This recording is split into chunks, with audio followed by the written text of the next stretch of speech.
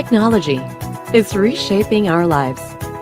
It dramatically changed the way we live, the way we learn, the way we work, and the way we communicate. Technology has tremendous potential to connect us with one another.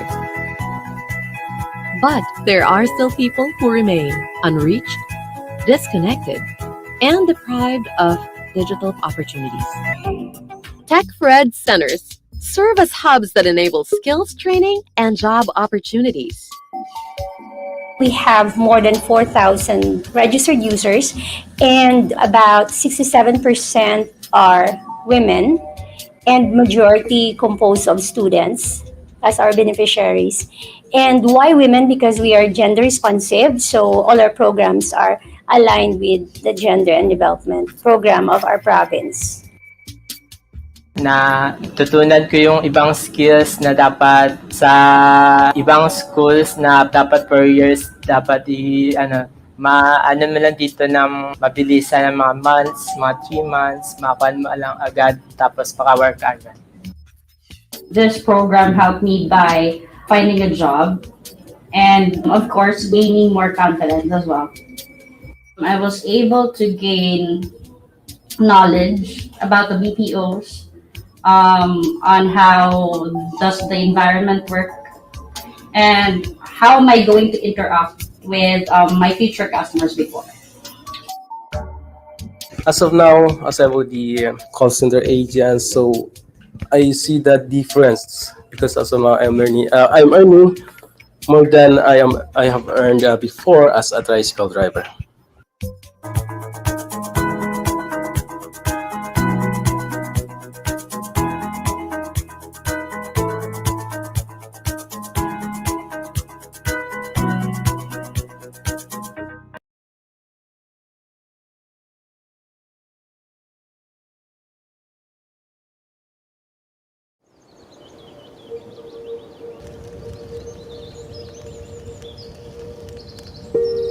O labing makagagahong nga amay namon sa langit, mahinuklugon nga laon nga tagtugas ang langit, hangin, kalayo, tubig kag duta.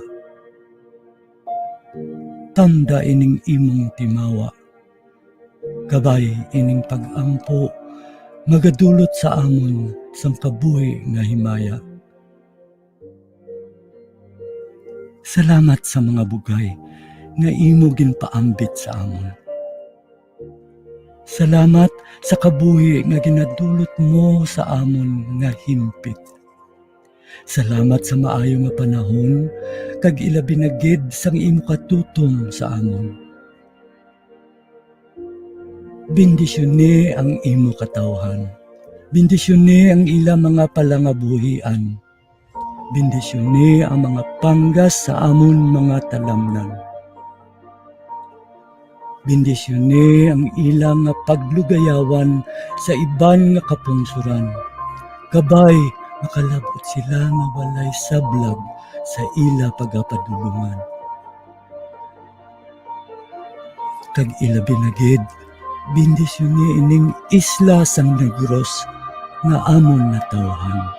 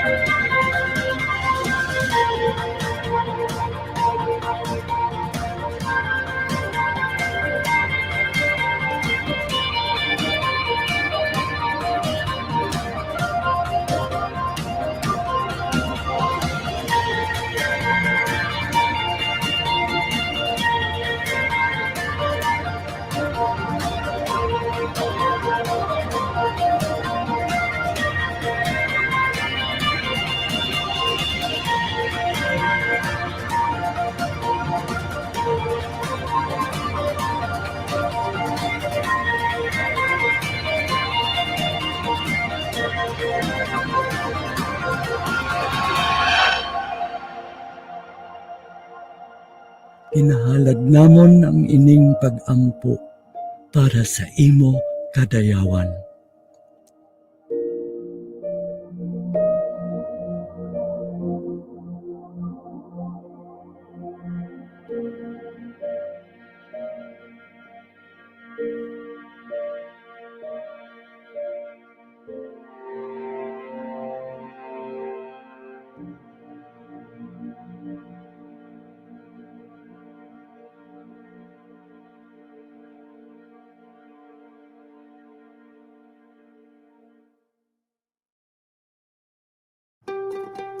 Noon pa man, malaki na ang naging bahagi ng mga kababaihan sa lipunang Pilipino.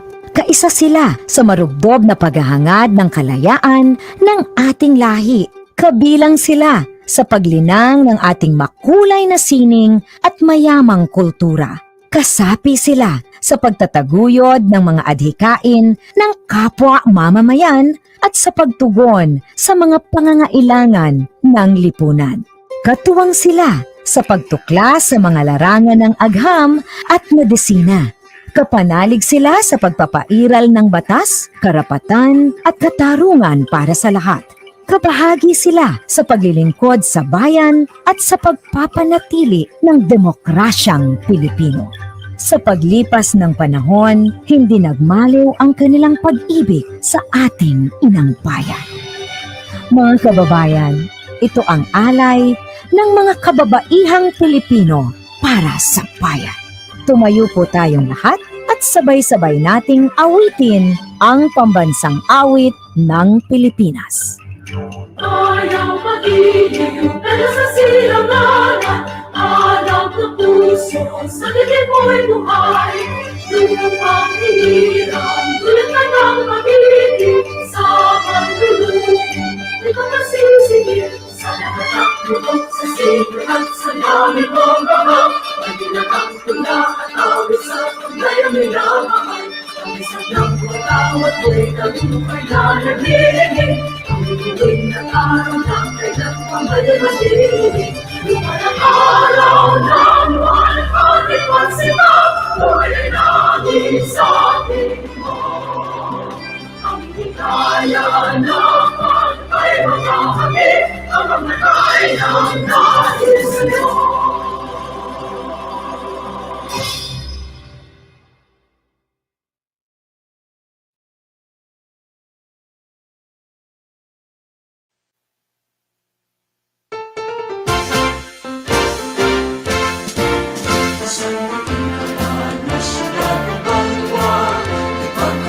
Sa kita ang pamilya, pag-uligay, pag-inay, pag-ibog, manapat mag-ari sa ating na probinsya.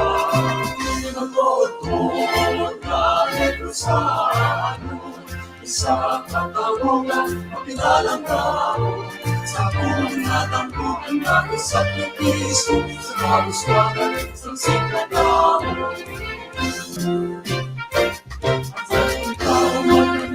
Sa was ng lang, pag-ihog na lang tandaan sa kasal. At wala ay mapilit sa kalulong, nanagaan gusto ng nagawin sa ako. Ang matutuot na Negros sa akin, isa katawagan, paginalang tao, sa punatang buwan na isa't nagiso, sa uswagan, sa sikatao. Matutuot na Negros sa akin, isa katawagan, paginalang tao, sa punatang buwan na isa't nagiso, pagbulikan, pagbigayin, pag-ibumot, dapat magparin. Para sa kauswagan, sa sikatao.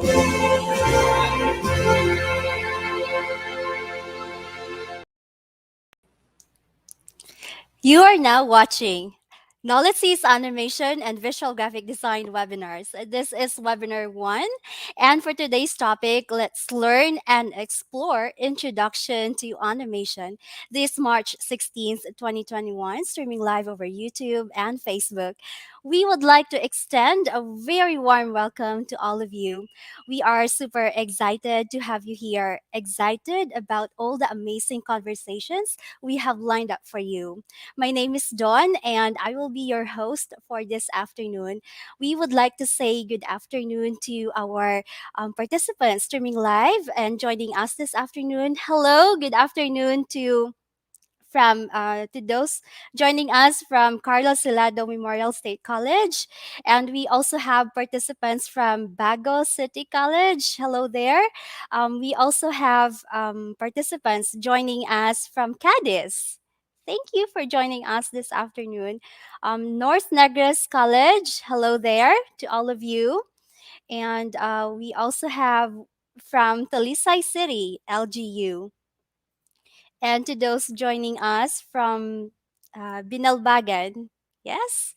And yeah, we also have participants joining us from Bulwangan National High School. Thank you so much. This webinar series is another pioneering project of NOLITC Tech for Ed Center. NOLITC also offers various scholarships for our free online training under the Negros Occidental Training for Work Scholarship Program through the Office of the Governor Eugenio Jose Lacson. The center has pivoted to online training and conducted various in-demand webinars such as this one. This is our urgent and most accessible response to the ongoing global pandemic through providing relevant services and facilitating digital inclusiveness of our communities. These webinars are absolutely free. That's right. To join, all you need to do is to register once and you will be given access to the entire GAD webinars. To get a certificate, you have to fill up the attendance. You can see the link to the online attendance right now on your screen. I hope you can find it. All right? Yes, link to the online attendance is also provided in the comment section and in the description box. To participate in the open forum, you will need to post your questions through the online open forum form. Link to that is also provided in the description box. So all of you will be receiving a certificate for attending this webinar online. You only need to do is to accomplish the online evaluation. Again, that can be found in the description box below. If you are watching through Facebook live stream, please follow our page. And if you are streaming through YouTube, hit subscribe to our channel. Thank you so much. I hope you are all catching up with me with some of our opening reminders. To kick off today's webinar, join me in welcoming the Vocational School Administrator and NOLITC Tech for Ed Center Manager. We have Dr. Maria Cristina V. Arbisido for her welcome message. Good afternoon. Thank you, Red. Good afternoon, everyone. I would like to welcome all participants, resource speaker, and facilitators in this virtual learning session.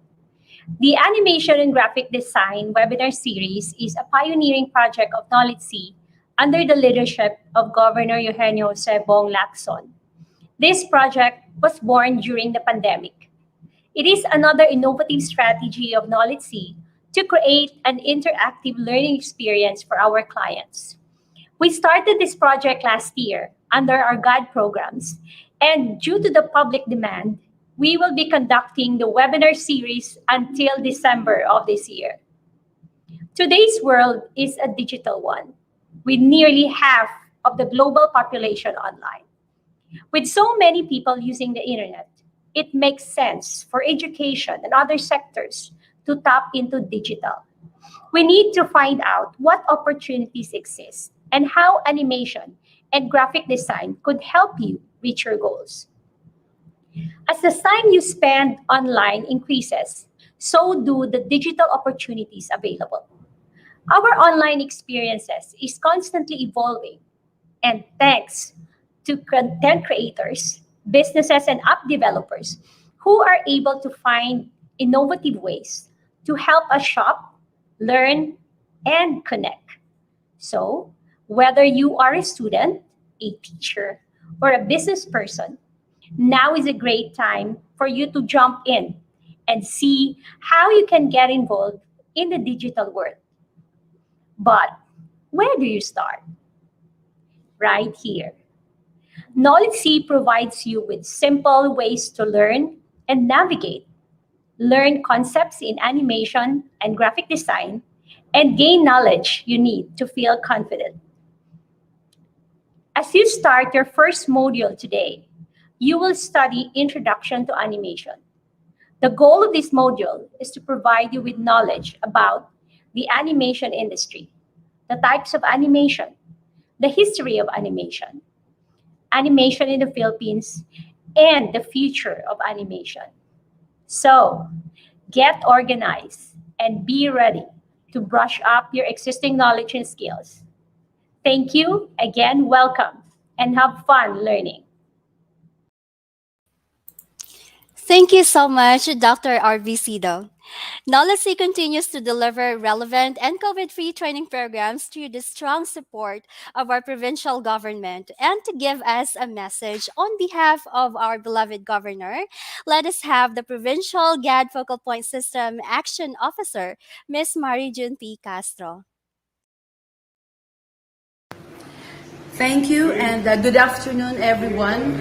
Welcome to this launching program of NOLITC of its GAD-related seminar online, and this is animation and graphic design. Congratulations to NOLITC for again pioneering this year, of course, headed by Dr. Cristina Basa Orbisido and the entire faculty. To all our participants, congratulations for joining. And I wish you luck, and I wish you will complete and submit the requirements for you to have a certificate. And on behalf of our chairperson of the Provincial GAD Focal Point System, Governor Bong Lacson, I'm so happy and grateful for NOLITC for doing this and for being our GAD champion. So to all the participants, I'm glad that you are coming not only from Negros but other parts of the country. And of course, since this is also shown by via YouTube and Facebook, I know our constituents or their relatives from other parts of the country can also join. And I'm so happy that we are doing this during this Women's Month. So we make change work for women, and our theme is also Juana Laban sa Pandemya, Kaya. So with NOLITC, si Juan kag si Juana, both kaya gid naton to overcome this crisis. So all of you, good afternoon and avance, Negrense. There you have it. We just heard a message from our GAD Action Officer, Ms. Marijun P. Castro. Thank you so much. And before we get into the main agenda of this afternoon, let me again say hi and hello to our participants joining us online. Let me say good afternoon to the participants coming from the Fellowship Baptist College, Kabangkalan. Hello. And also good afternoon to Miss Marisa Baisag joining us live from TSKI Mabinay Branch, Mabinay, Negros Oriental. Wow. Also, good afternoon to Miss or Sir J. Binas from joining us from University of Saint LaSalle. We also have here Mr. or Sir Lawrence Biaco from BSIS Bago City College. Thank you for joining us in this afternoon. And also we have here Miss Mary Eden Hudes watching live from Bantayan Elementary School Division of Kabangkalan City. Hello there, and thank you for joining us in this afternoon. Again, I would like to remind all of you, I'm sorry, we also have here joining us from Sagay National High School. Yes, good afternoon, and thank you for joining us. And from Negros Occidental High School, we are so much delighted to have your support and your active participation, even if we're doing all of this online. Again, may we remind you that this webinar comes with a free certificate, the digital certificate. To have that, please fill up our online attendance. The link to our online attendance is now flashed in your screen, and link to that is also provided in the comment section and in the description box. Towards the end of the webinar, we will also be entertaining some questions. So we have our open forum link. So for the link to the open forum is also provided in the description box or right here flashed in your screen. Do not forget as well to fill up our evaluation form towards the end of this webinar. Again, thank you for catching up with me, and I know you are all very excited to start. Without much waiting, we shall get into the main agenda of today. Our resource speaker has worked with many international projects. Some of his most notable works are Prince of Egypt, Anastasia, Biker Mice from Mars, if you know that, and Wenner Velis Roa. Wow, I hope you're familiar with those. His indomitable passion for animation directed him to become an educator, determined to proliferate the number of artists in the country. Today, our resource speaker will share his best animation techniques. Let us be inspired and listen to this presentation. Everybody, join me in welcoming and giving a massive round of applause to Mr. Don Arado. Hello. Hello, Yes. everyone. Hi, Sir Don. Thank you, How are Miss you Claire, doing? for the introduction. Mm-hmm. Paano ba sasabihin to? Nung binabasa mo yung mga participant mo, mukhang nag-iba yung parang nagkaroon ng pressure sa akin. Anyway, Mm-hmm. this is not my first time na mag-conduct ng ganitong klase ng event. Of course, this is not our first time. But dun sa mga first-timer na makaka-attend ng webinar na to, I really appreciate your your time na na nandito kayo ngayon. Uh, I I will do my best na maibigay o ma-inform kayo sa lahat ng mga kakailanganin niyo regarding all about animation. So the topic itself is about animation. Of course.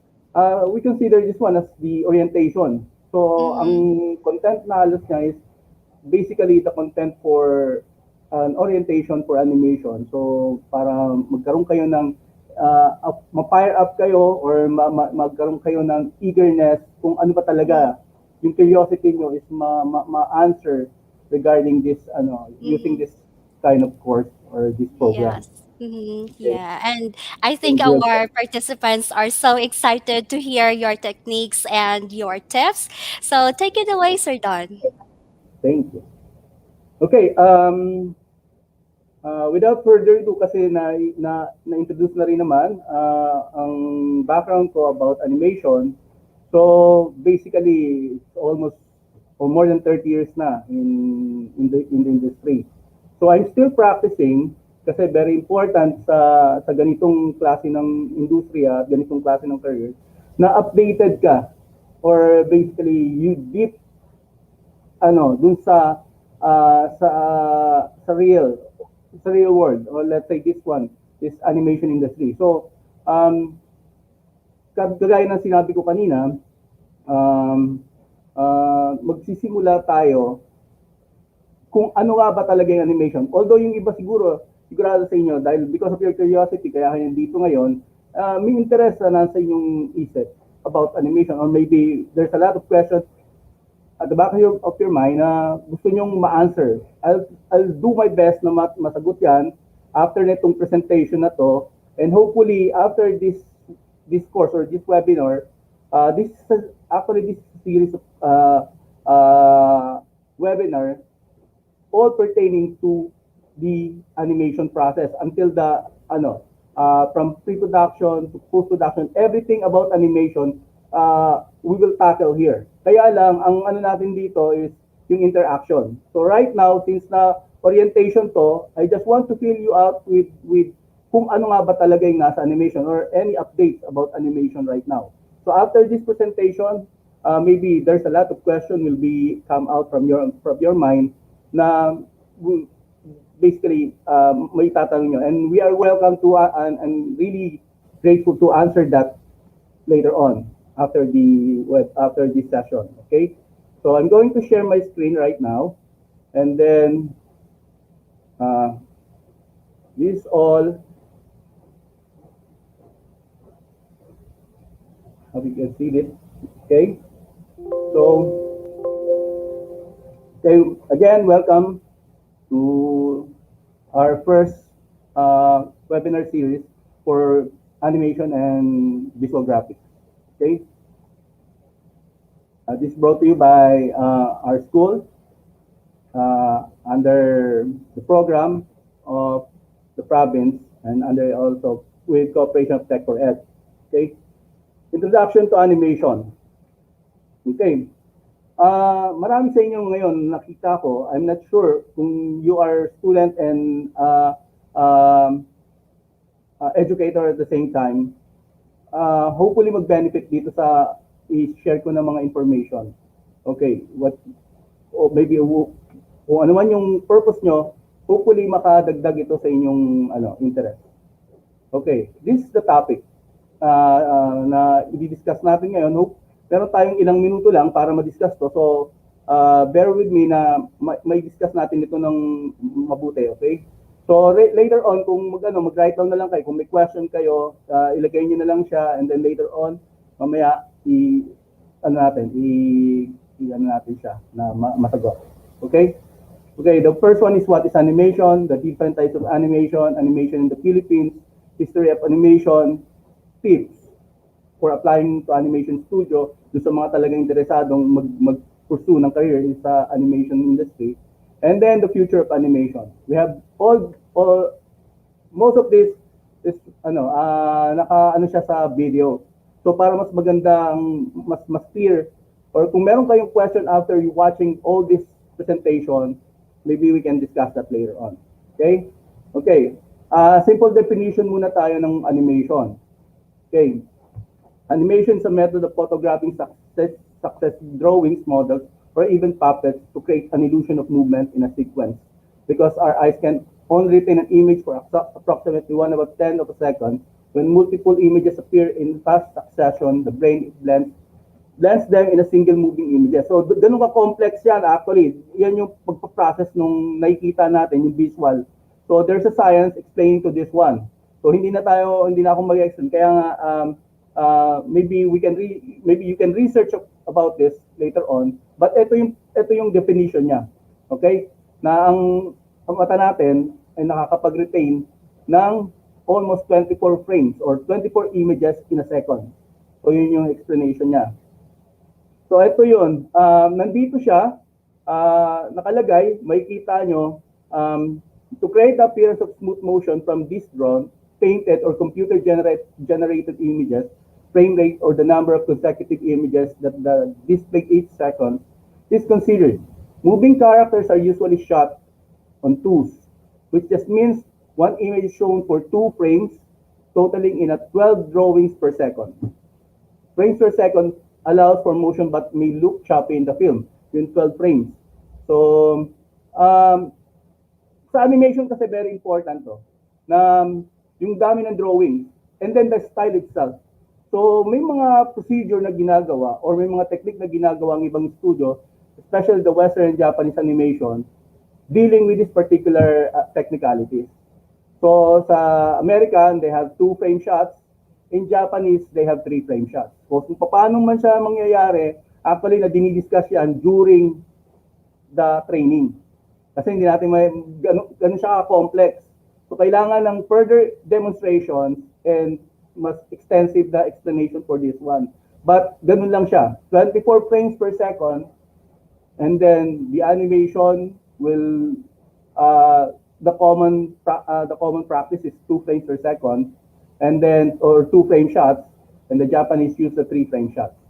So, now, ano nga ba yung animation? So, ito yung pinaka-basic explanation sa kanya. Ito yung basic training na ginagawa sa animation. And then definitely, lahat ng mga nag-undergo ng training sa animation, nandito siya. Kailangan meron siyang ganito at dapat naiintindihan niyo to. Kapag interesado ka, kung titingnan mo ang proseso na to, napakasimple. Pero there's a science within this training exercise or this procedure. So I want you to focus this one, ilang minuto lang naman siya, and then makikita nyo kung paano siya ang proseso niya. Sa simpleng bouncing ball lang. Okay?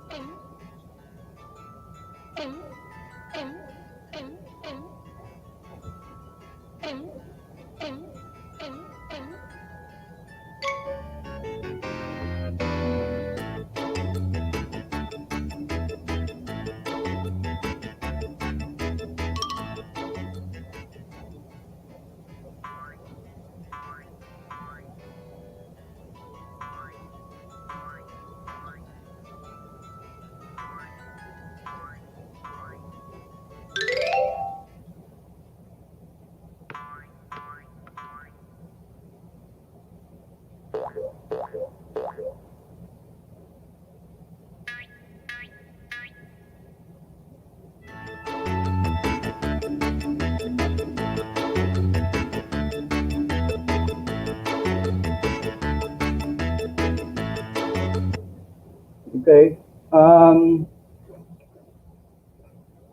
I hope that clear sa inyo to, di ba? Kung titingnan nyo siya, napakasimple. But hindi kayo maniniwala na we have 12 principles of animation na ginagamit to guide us para maging maayos yung aming animation. And then sa simpleng bouncing ball, actually more than half of that principle in-apply dun sa simpleng bouncing ball.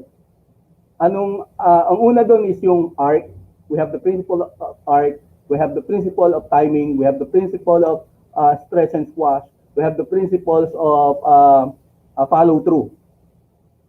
So, ganun siya kadami. The principle that guide us is importante siya para maging yun yung pinaka-guide namin na i-remind us na yung ginagawa namin is dapat ma-applyan ng principles na to. Kasi kung mag-animate ka na without this guide or this principle, most likely hindi magiging maayos yung animation mo. Sa lahat ng nagpa-practice ng animation, hindi po pwedeng hindi naiintindihan ng principles of animation.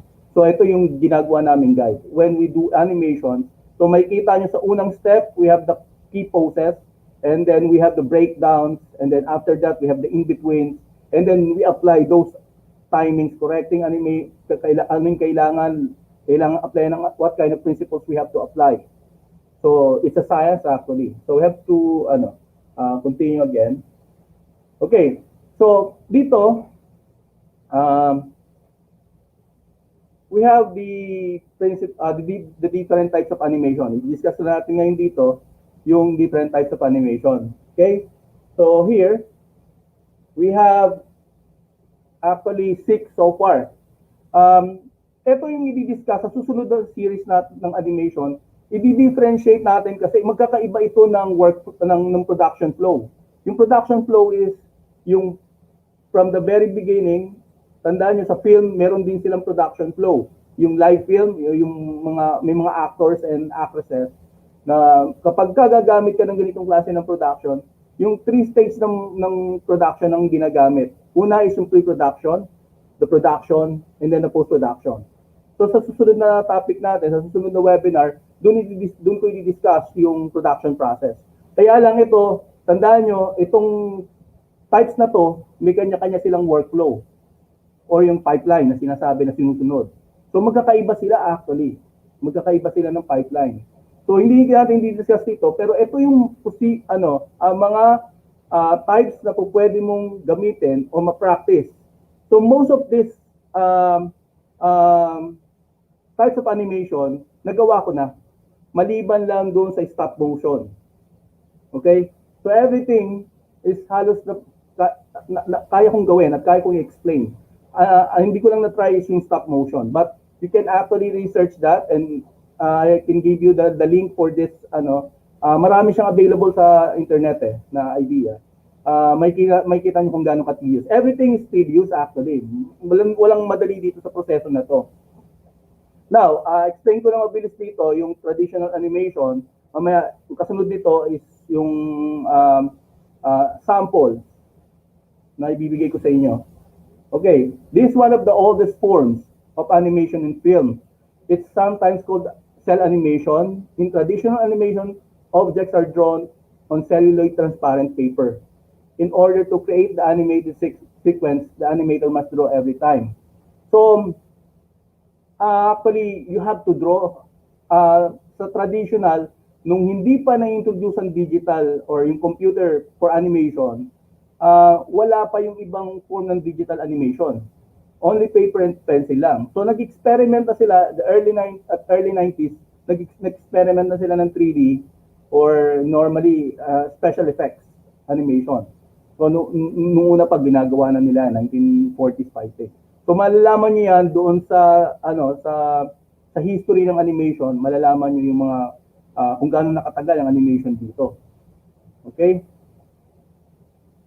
So, sa digital paperless animation, ito yung medyo bago na This is the connection na pinapractice pa din yung pagdodrawing sa computer using a device na kaya lang wala na dito yung paper or yung pencil.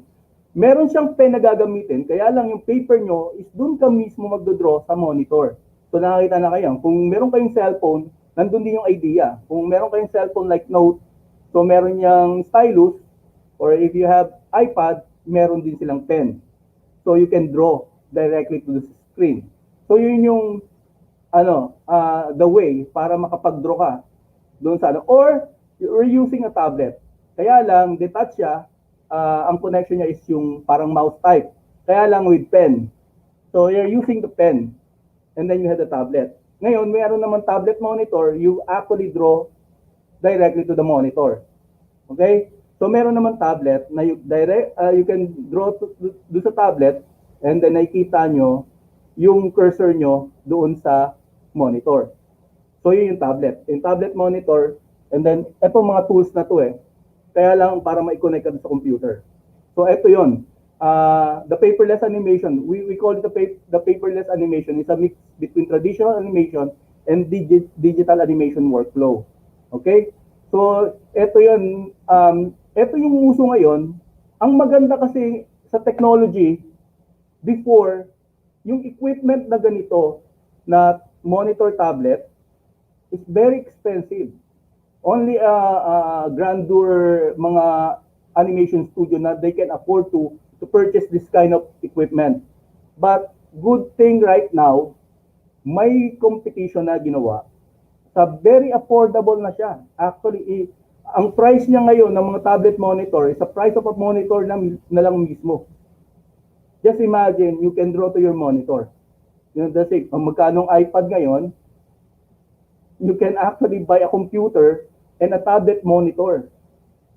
And then you can draw from your monitor. So yun yung advantage niya. Very very cheap na ngayon ang ganitong klase na equipment. So wala nang reason para ma-explore mo yung maximize mo yung ganitong klase ng technique or procedure. Okay? So this is trad digital or paperless. Mas kilala sa paperless. May kita yung sample mamaya kung ano yung paperless or yung traditional. Okay, digital animation. Ito yung pure digital na. Actually, may mga gumagawa kasi na nakakita ko na nakakapag-draw using mouse lang. Kaya lang, may mga tools kasi na pwede mong gawin. Kaya lang, sabi ko nga sa inyo, iba pa rin yung nasanay ka sa traditional way. So, ang training talaga sa animation, we train our aspiring animator into paper and pencil. Hindi sila pwedeng dumiretso doon sa computer training. Although definitely some of our candidates galing na sila, tapos na sila ng 4-year course. Definitely dadaanan na nila tong procedure na to. And some of them are graduate ng test na course, yung course na ino-offer namin na several months or a diploma or something like that, short courses, na alam na nila kung paano gamitin yung device. But basically, we in the industry, we actually insist na yung practice is magsimula sa foundation mismo ng paper and pencil. Kasi tandaan nyo, ang lagi kong inire-remind, ang pagpa-practice ng animation, ng computer animation, this one is just a tool.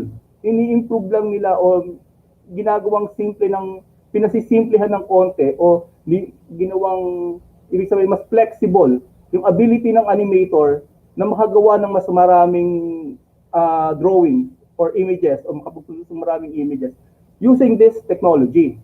But the foundation itself na sineset namin is nagsisimula sa paper and pencil. Okay? Hopefully, wag ma-discourage yung iba na, of course, ganun ba talaga? Ganun lang ba talaga? Ang sinasabi ko lang sa akin para sa sarili ko, this my opinion, na iba ang artist na may foundation, na strong foundation sa traditional method. Okay, kung halimbawa doon sa mga nag-aral ng fine arts, hindi ganyan tuturuan agad magkulay. Hindi ka agad. Pag-aaralan nyo muna kung ano yung kulay. Hindi ka pwedeng mag-imbento ng sarili mong kulay basta-basta. So, paano ka mag-imbento sa isang bagay na hindi mo pa wala ka pang idea? Di ba? So, kini-create muna yon, ino-mold muna. So, the same thing in animation. Kailangan, marunong ka mag-drawing, anong klaseng drawing style ang alam mo? Kailangan nating i-nurture yan, kailangan nating i-build yan para mag-fit for animation. Ano yung mga requirement, drawing skills na kailangan para sa animation? Yun yung ginagawa namin sa studio. Okay, you're an artist. Anong klaseng artist ka? Kasi ganun namin sa studio, lahat ng tao doon na nasa production, lahat yun definitely artist. Visual artist. Ang tanong nga, ano yung unang discipline mo? Are you a fine arts or a painting major or advertising major? Anong course mo before? So, hindi yan nag-work sa animation. So, ang mangyayari, ano natin yan, kung saan talaga yung strength mo, doon ka namin dadalhin. Kung doon ka magiging effective. Kasi doon ka sigurado magiging masaya. So, kasi pagka hindi naging masaya yung trabaho mo sa work, then definitely hindi magiging maganda yung resulta. So, this is one. Ito yung isang procedure na ginagamit natin sa digital animation. Dalawang klase itong digital animation. Ito yung puppet animation. Actually, ang ginagawa natin dito, dinidisassemble o dinidisintegrate natin yung isang drawing na, and then we collect all those pieces, and then we actually control those pieces. Pamaya makikita nyo, may demonstration din dito na na ipapakita ko sa inyo. about this. Digital animation, this is one of the digital animation, cutout animation, and then there's another one, this is the flash animation. Ito yung naririnig nyo kadalasan, but hindi na siya flash. But ang nagbago lang sa kanya is yung name niya. But still, flash pa rin ang tawag sa kanya dahil ito yung ginamit na una eh. So, the same procedure siya, flash animation and cutout animation. Cutout kasi lumabas yung isang software, ginawa nilang literal yung procedure, kinakat kasi yung mga model. Kinakat. Ito, katulad nito mga model na to, the same yan. Cut din siya. Magkakahiwalay din siya. Kaya lang, sa Flash program to ginawa. And now, yung animate na. Okay? Para malinaw sa inyo ha, yung cutout is ginagawa sa isang software na hindi sa Flash animation or dito sa Adobe Animate. So, ginagawa siya either using Toon Boom or there's another one, Moho, or before they called it anime software. So kaya lang sa Europe siya popular. Merong isang ginagamit, I'm not sure kung yung Retas Pro is capable na rin. Ang Retas Pro is mas popular siya sa Toei Animation or sa Japanese industry. So yung Moho sa Europe, ang Toon Boom is sa Western, Canadian, North America or American type of animation. So yun yung pagkakaiba nila. Cut out using Toon Boom na lang. Kasi yung common, pagka pumunta ka sa Manila, naghanap ka ng studio, pagka nagsabi ka ng Toon Boom, normally sa digital animation, cut out. Kaya lang, capability ng Toon Boom kasi, pwede siya sa paperless na hindi kayang gawin dito sa Flash. Okay? Medyo, magulo kasi we're using a software, different software na ginagamit sa industriya. So baka may magtatanong, ano nga ba talaga yung software na ginagamit? Mas magandang malaman nyo o alamin nyo na lang o pag-aralan nyo yung software na ginagamit sa industriya. Okay? Kasi yung iba hindi namin ma-afford kasi yung yung bumili dahil mahal. Actually mahal talaga. Toon Boom and Adobe Animate is really expensive. Kaya lang, meron mga trial version na pwede kang or maybe you can extend a trial version or something else. Now, as long na pwede mo siyang gamitin na pagparaktisan, okay lang. Pero pag let's say gagamitin mo na siya sa negosyo, of course you have to purchase the license software, license unit. Pero kung practice lang, you want to familiarize with the software, okay, may mga pre-version naman, okay lang. Kasi nagkakaroon kami ng, particularly dito sa mga nagko-question about the software, yun nga, hindi sila maka-access, yung mga freeware na lang ginagamit. Kaso ang problema, if you're going to a freelance work or mag-a-apply ka dun sa studio, hahanapan ka nila, anong software ang alam mo? Hindi namin alam yung alam mo. Ang ganito kasing ginagamit namin. So, anong mangyayari? Back to square one, susunod ka doon sa gusto ng studio. So, bakit mo i-spend yung time mo, i-master yung isang software na hindi naman nire-recognize sa industriya? Diba? I'm sorry to tell, may mga software na ganyan. It's fun to use it. Okay, it's really, yung iba kasi ganito yung ginagawa ko, alam mo. So, it's okay. You can do that. But para sa amin na nasa industriya, kung ano yung hinihingi ng client namin, usually from abroad, dahil yun yung nagbibigay ng job sa amin, so yun yung sinusunod namin kung ano yung requirements nila ng mga software. Diba? Ganun lang yun. Yun lang explanation talaga doon. Okay. About 3D animation. Dito, regardless yan, marami kasing software na ginagamit for 3D animation. Merong freeware actually, may freeware talaga dito. Okay? Sa 3D animation na you can actually use it na almost similar do sa capability ng mga branded software. Okay? So dito, wala akong dito. Pwede talaga, actually, pwede siyang gamitin yung mga freeware na ginagamit or makakapag-produce ka talaga ng 3D animation. I know it for sure. Kasi nagagamit ko yung mga software na yun eh. So, capable sila. So, actually, yung Google SketchUp pa, pwede kang gumawa ng mga backgrounds doon eh. And it's free. Di ba? Ganun lang siya kasimple. Ganun lang explanation dyan.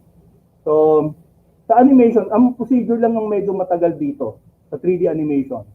And then, mas mahaba ang training period na ginagawa dito because of complexity ng software. This is a highly complex na software kasi gagamitan mo pa doon ng rigging, nung bukod doon sa extensive modeling, and then texturing, lighting, simulation, everything. So, isabi ko nga sa iyo, magkaiba sila ng pipeline compared sa 2D. Diba? So, ano siya, ang suggestion ko about 3D animation, baka gusto nyo kasi mag-jump into 3D animation, tandaan nyo, animation pa rin yan. Pagka pina-animate sa inyo yan, ang mangyayari yan, kung hindi nyo a-applyan to ng principle, magiging masyadong robot-like ang ano nyo. Kung gusto nyo, nakakita kayo ng, ba't ganun ang galaw ng animation na yun, parang very realistic. Ganun lang kasimple, research and then apply the principles of animation, which is the science between the motions na pinag-aaralan sa animation. Yun lang sikreto. So, hindi kasi pwedeng puppeting lang 3D. Okay? Now, what's the next one? Stop motion animation. Ito, marami na kayo napanood siguro na naku-curious kayo, baka magkaroon ka ng mukhang 3D. Actually, mukha talaga siyang 3D. And then ako-confuse nga din ako minsan kasi sabi ko, ba't mag-stop motion tayo na manggayahin niya sa 3D? Actually, pwede talagang gawing 3D na lang to eh. Yung stop motion, pwede siyang gawin sa 3D. Kaya lang, yung passion ba ng gagawa nito, makikita, kung meron kayong idea kung paano to ginagawa, mamaya makikita nyo, meron ko sample collection na isang clip na ginawa, na create, i-combine itong types of animation na to. Okay? So, sa motion graphics, normally ginagamit ito for advertising purposes. Commercial, presentations, mas marami ang gamit sa kanya sa commercial. Kaya nga sinabi ko sa inyo, masyadong malawak ang sakop ng animation. Pagdating sa ganitong klase lalo na dito sa computer technology na to. This is all generated computer images, okay, or CGI. Halos lahat na napanood natin sa pelikula, hindi nyo na marirecognize sa sobrang taas na ng advantage nung software na ginagamit, hindi mo na marirecognize kung totoo o hindi yung napapanood mo. Sabi nga nung friend ko before, ang trabaho nila is to fool people. Sakit, di ba? To fool the audience na yung pinapanood nila is totoo. Convince them na yung nakikita nila is real. Kapag na-convince mo yung audience mo, then you are an effective, very effective artist. Kasi yun lang talaga eh. That's why ganun ka-tedious ang pag-aaral o paggawa ng pelikula, lalo na kung may CGI. Kung titingnan nyo, yung iba kasi hindi na tinitingnan yung credits pagkatapos ng pelikula. Tingnan nyo kung gaano karaming tao ang nag-effort para mabuo yung pelikula na yon. And kaya nga credit and really appreciate those people. Kasi I'm not naging part din ako na lumabas din sa likod ng ang screen yung name namin. Kadalasan ang ng tao kasi is pagkatapos ng pelikula, alam mong ending na, lalabas na ng sinihan, di ba? Kami, hindi kami lumabas ng sinihan, nag-stay kami kasi gusto namin makita yung name namin. And then, yun yung pinaka-ano na lang namin eh. Yun na lang yung pakonsuelo namin sa sarili namin na makita yung name namin. So, yun lang. Inaabangan na matapos yung palabas. Dahil alam naman namin na kung anong nangyari doon sa several times na namin napanood yun sa screening. And then, we actually do it. So, alam na namin kung anong nangyari. So, iba kasi feeling kapag nakita mo yung name mo sa credits na and then parang fulfillment para sa amin. Okay, ito yung video na ginawa ko kinolek ko lang siya, in-adjust ko ginawa ko siyang time-lapse para makita nyo mas mabilis. Actually, may mga link ito na nasa YouTube. Kaya lang, since na kailangan kasi medyo mahaba kasi nandun yung explanation habang ginagawa to. So, ang ginawa ko, clinip ko na lang yung mga importanteng mga parts para ma-explain sa inyo, magkaroon kayo ng idea kung ano talaga nangyari dito. Okay, I hope after this one, magkaroon kayo ng idea kung ano yung diniscuss natin ngayon. Kasi yun yung type of animation. This is the type of animation lang.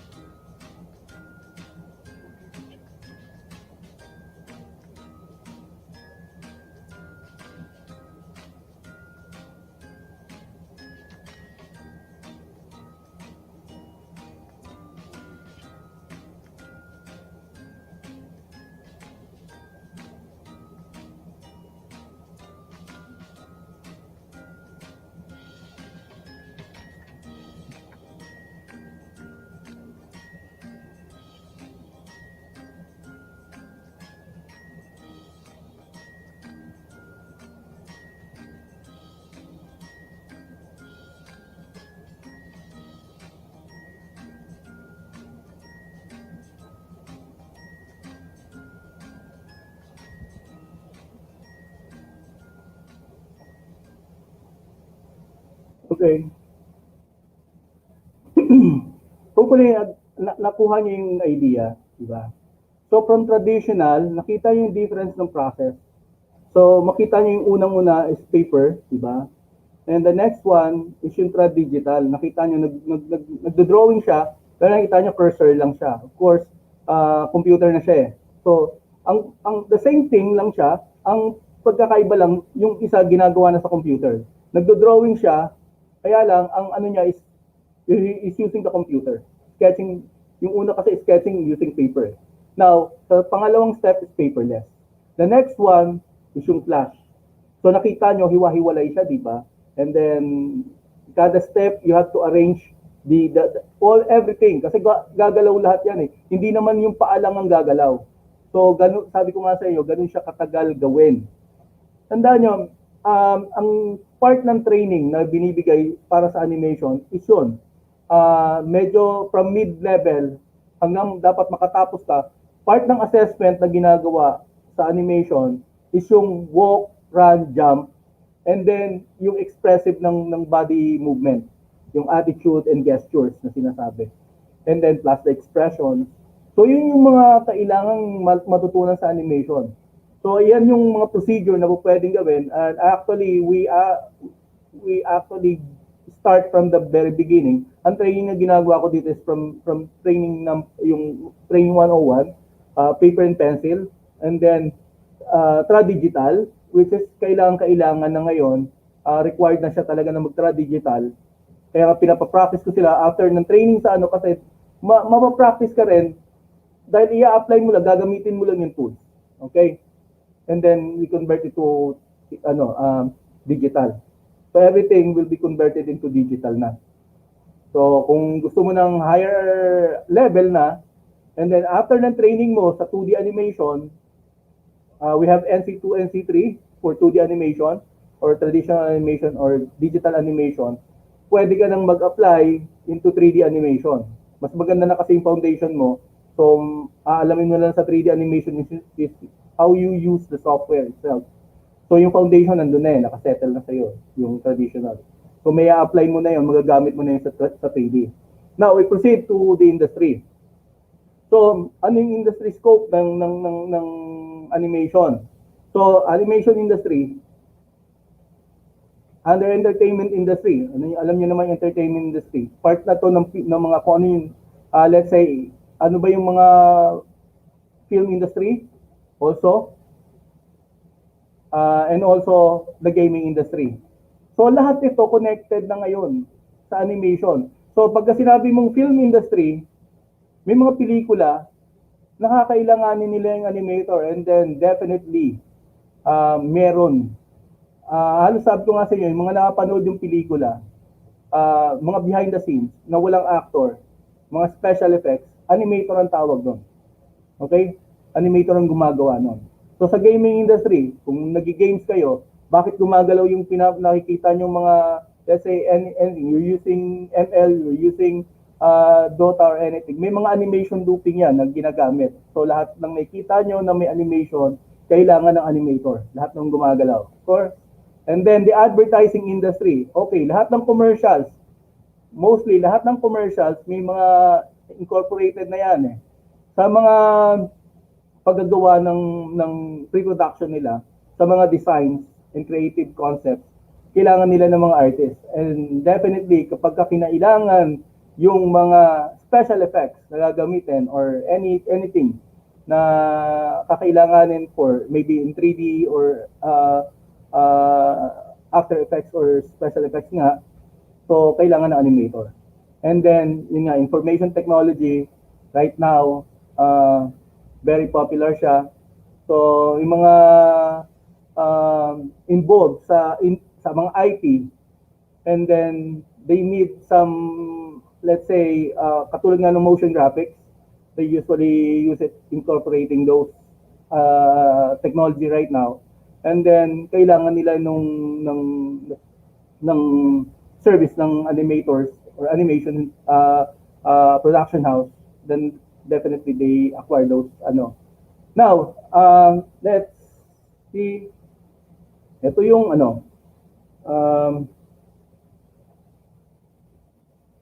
animation in the Philippines.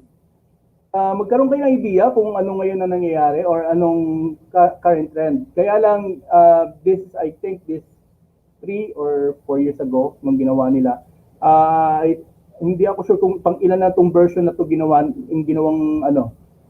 video. This is an ABP actually. The Animation Council of the Philippines, yung ABP nila. So ito yung current trend or current status ng animation in the Philippines. Okay? This what and have an idea what's going on in animation industry in the Philippines.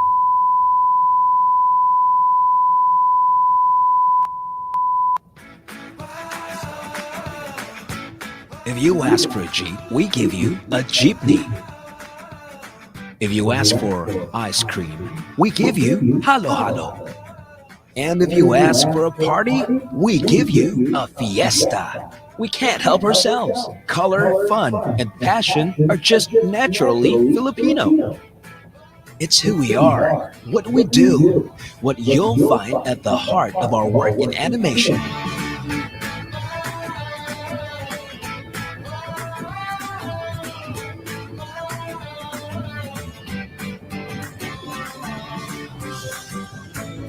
In 2013, the animation industry drew in a total revenue of 113 million.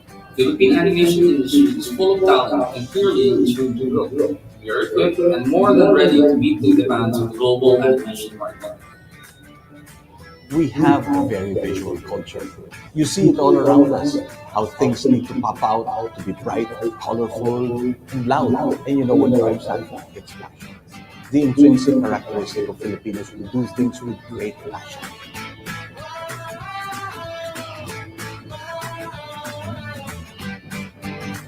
An animator is an actor with a pencil.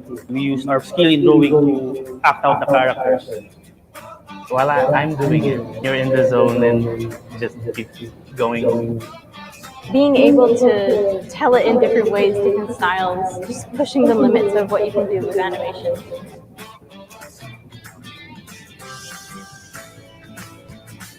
As a people, we love to tell stories, and our medium is animation.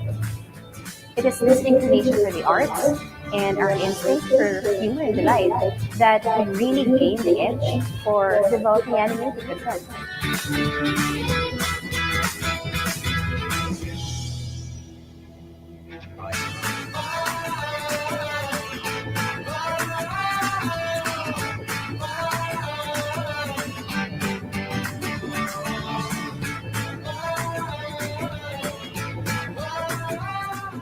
Every year, more and more young people come out of universities, colleges, and training programs with a wide range of expertise in the field of animation. In fact, a number of our top schools now offer specializations in animation.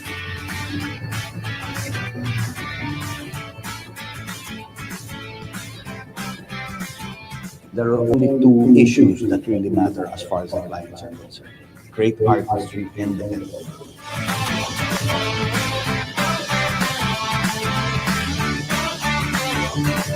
We are producing a feature film and they are doing the character animation. The Filipino character is more Latino, it's also more American in a way, so they are more open and in the way they act really suits animation these days. There is a huge experience animator and also there is a lot of different generation of animator, very young animator and also very old animator that they have good skills. The world already knows that the Philippines is a destination for sun, sand, and sea. But more than anything, you know that it is also a destination for fantastic artistry. In the world of animation, where color, fun, and passion come to life, make the most natural choice. Naturally Filipino.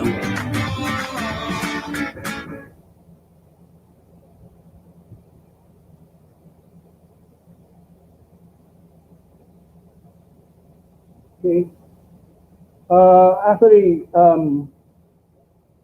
one of them are the current president of Animation Council, Miguel Del Rosario.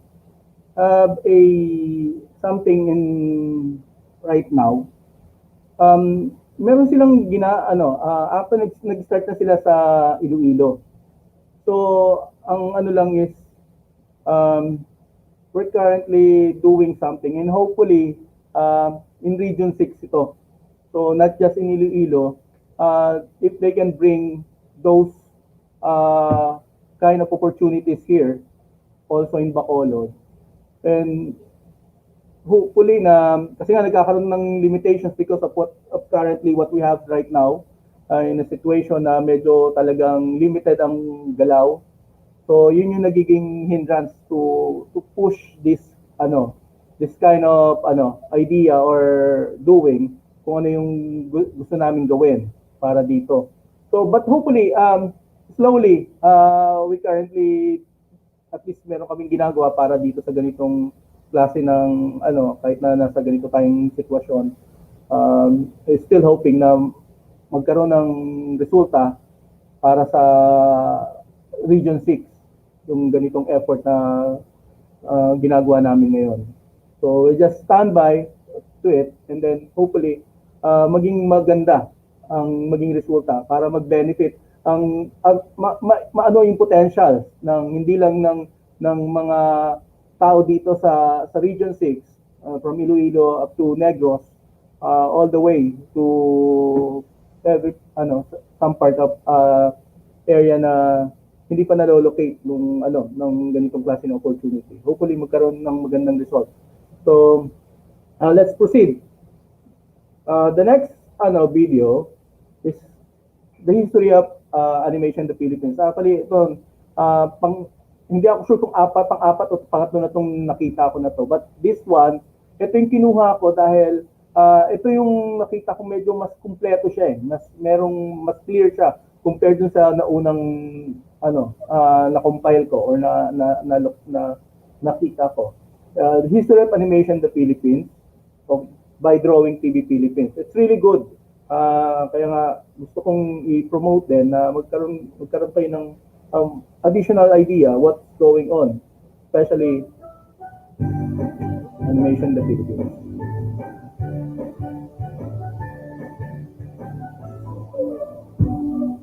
Ilang dekada na ang nakaraan ng simula ng animation sa ibang bansa.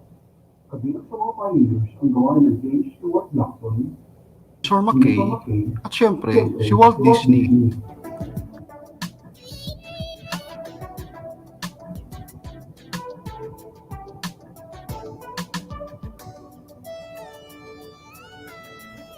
Mahigit 3 dekada pa ang nagdaan bago nakarating sa Pilipinas ang paggawa ng animation. Ngunit ito ay nasa anyo ng special effects nang una itong ipakita sa 1941 film na Ibong Adarna. Ngunit dahil biglang pumasok ang World War II, wala nang ibang animated works na lumabas ng mga panahong iyon.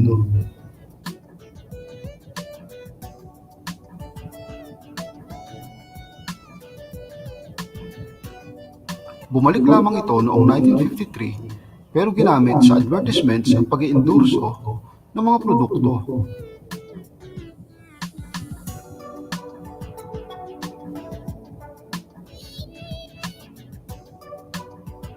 Isa sa mga pioneers ng animation ay ang sikat na cartoonist na si Larry Alcala nang mag-experiment siya sa 8mm na black and white ng taon ding iyon. Ang makikita sa animation ay isang batang lalaki na naglalaro ng kanyang yoyo at batang babae na naglalaro ng jumping rope. Mahirap nang hanapin ang kopya nito ngayon o kung meron pa bang naitabing kopya.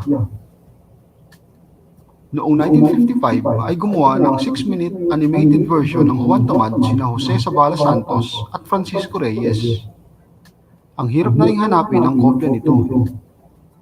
Ang iba pang cartoonist na sumubok gumawa ng animation at matatawag na mga pioneer sa Pilipinas ay sina Jeremias Elizalde Navarro at Vicente Penetrante. At syempre, kabilang na rin diyan ang creator ng Ikabod na si Nonoy Marcelo nang gawin niya ang isang 7-minute clip sa pelikulang Ani Batong Bakal na pinagbidahan ni Nora Honor noong 1979. Gumawa rin siya ng Biyag ni Lamang na isang 60-minute adventure feature. Nasundan pa ito nang ikomisyon si Marcelo ng anak ni Pangulong Ferdinand Marcos na si Aimee para gumawa ng animation para sa Kabataang Barangay na isang national youth organization Mayroon din para sa Green Revolution noon ng gobyerno kung saan serye ito ng mga pagtuturo tungkol sa pag-aalaga ng isda, bee farming at iba pa. Nagawa rin ni Marcelo ang pilot episode ng palabas na Tadhana na dapat sana ay isang TV series na ang layunin ay magturo ng kasaysayan sa ilalim ng Marcos administration. May reputasyon ang Pilipinas pagdating sa visual arts, kabilang na dito ang ating mga sikat na pintor at mga highly skilled na dibuista na nagtatrabaho sa ibang bansa, mula sa comics at advertising. Kabilang na rin dito ang mababang bayad sa labor kung ikukumpara sa ibang bansa. Ito ang nagtulak sa mga dayuhang kumpanya na magbukas ng studio sa Pilipinas. Itinayo sa Maynila noong 1983 ang Burbank Studios, isang Australian-owned company na masasabing pioneer sa subcontracting ng animation sa bansa. Sumunod na rin ang iba pang Western-oriented na animation companies tulad ng Optifex at Phil Cartoons na gumagawa ng Hanna-Barbera Productions at ang Warner Brothers at Disney. Lumabas ang malawakan at unang animated film competition nang maglagay ang Manila Short Film Festival ng animation category noong 1983. Itinayo naman noong 1986 ang Toei Animation Philippines na isang Japanese-oriented animation dahil sa partnership ng Toei Animation Company ng Japan at ng construction company na Engineering Equipment Incorporated. Noong 1988, naglagay rin ng animation category ang Independent Cinema and Video Competition ng Cultural Center of the Philippines. Ngunit ang masasabing milestone sa animation industry ng Pilipinas ay nang ilabas ni Jerry Garcia ang Panday sa telebisyon na ginawa ni Carlo Jeca para sa comics at naging pelikula na pinagbidahan ni Fernando Poe Jr.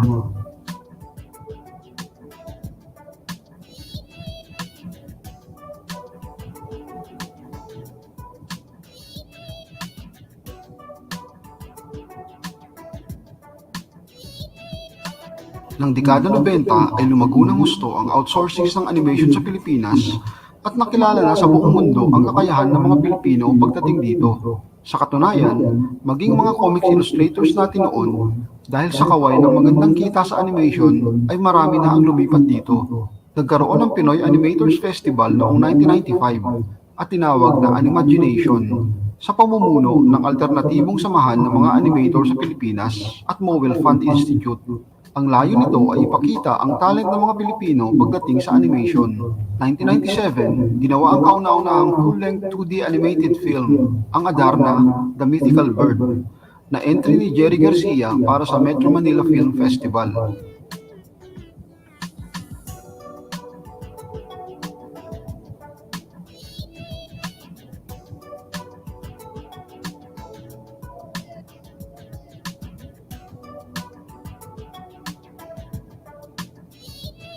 Noong taong 2000 ay itinayo ang ACPI o ang Animation Council of the Philippines na isang umbrella organization ng mga animation studios, paaralan at mga organisasyon.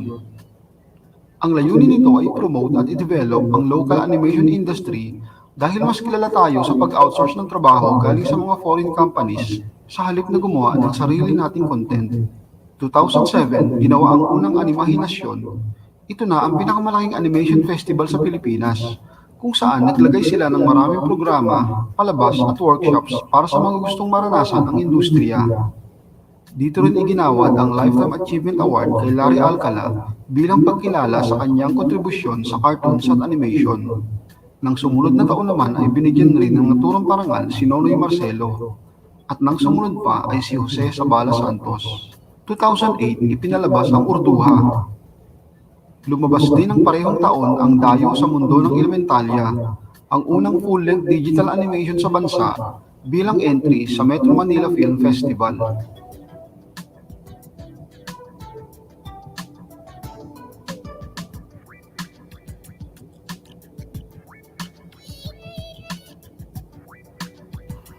Noong 2010, ipinalabas naman ang RPG Metanoia, ang unang full-length 3D animated movie sa Pilipinas.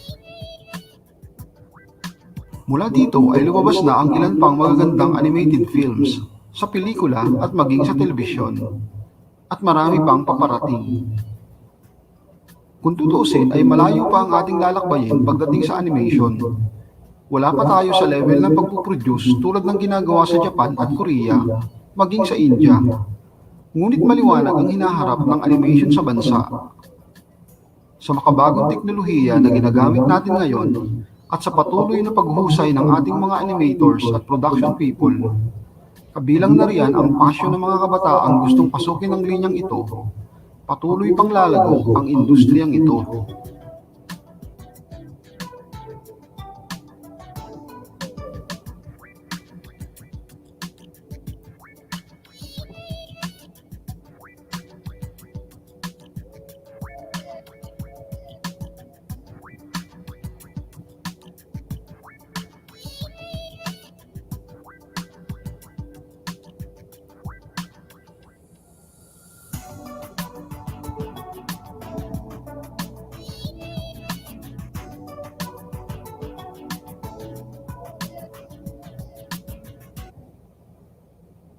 Okay. Bali,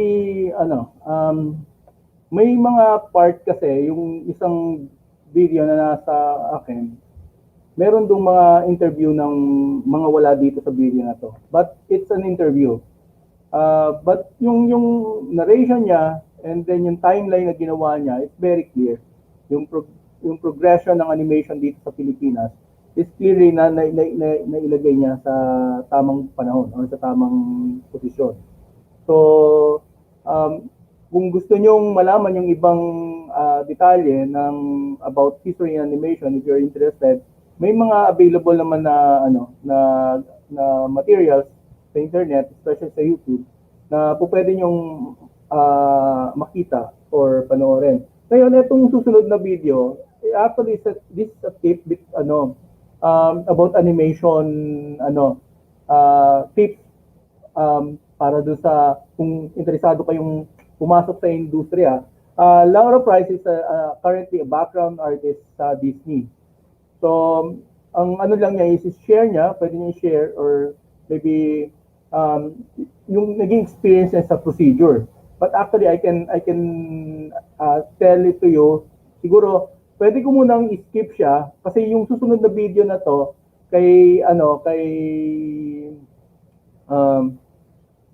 sa blip animation is very important. The future of animation. Skip muna natin tong procedure.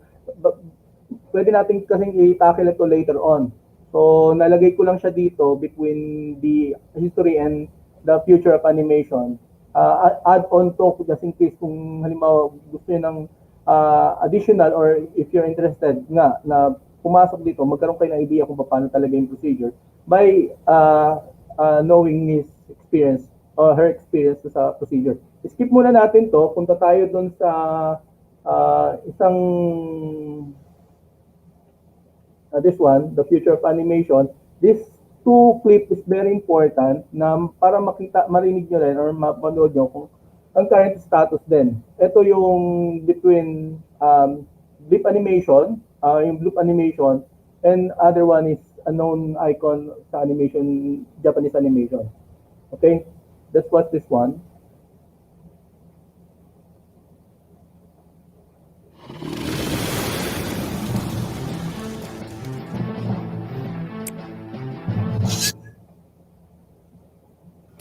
We're seeing less and less 2D animated films, and people ask me if I think it will make a comeback. The simple answer is probably not. The reason 2D animation in the film industry has been in decline is that people have just gotten used to such high-quality, complex rendering from the films they watch. It's just hard to go back. It's a hard task convincing people to spend money to go see a movie that is not the latest word in CGI technology. And technology never goes back. While you can make a point that 3D isn't better than 2D, it's still capable of showing more detailed, complex, or realistic visuals than 2D can. And that's what people want. They vote with their wallets. 3D animated films make a ton of money, almost regardless of quality, while great non-3D films like Kubo and the Two Strings or Treasure Planet flop in the box office. And that's what it's really about. Box office numbers. It's not that the film industry decided that 3D is a better animation method. It just sells more tickets and makes them a great return on their investments. So that sounds like a bit of a downer. Is it the end for 2D? No, not at all. You might ask yourself, should I even bother learning 2D animation?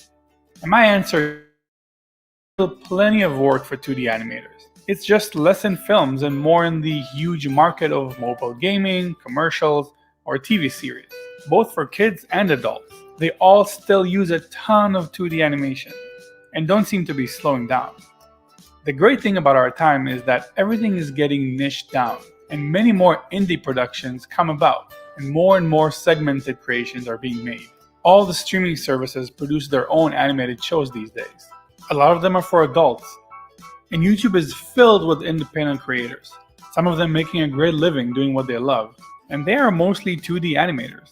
So I think that's where the future of 2D lies, in the hands of independent creators, and less in Hollywood blockbusters. And here's the twist.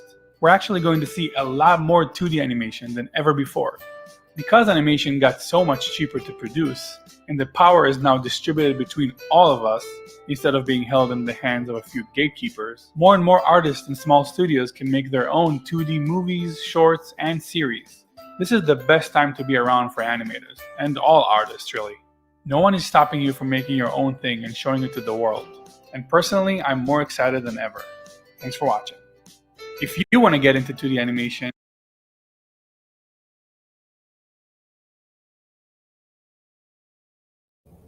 answer to that video. The next video will actually the next opinion of maybe a much more respected pagdating sa industriya ng animation, especially in Japanese animation. So ito yung answer niya din dyan. Hayao Miyazaki, of course, dun sa mga nakakakilala sa kanya, dun sa mga ginawa niyang film recently, maybe you know the guy, and then here's the interview na ginawa ni John Lasseter. John Lasseter is a known Disney animator also. So ito yung interview niya.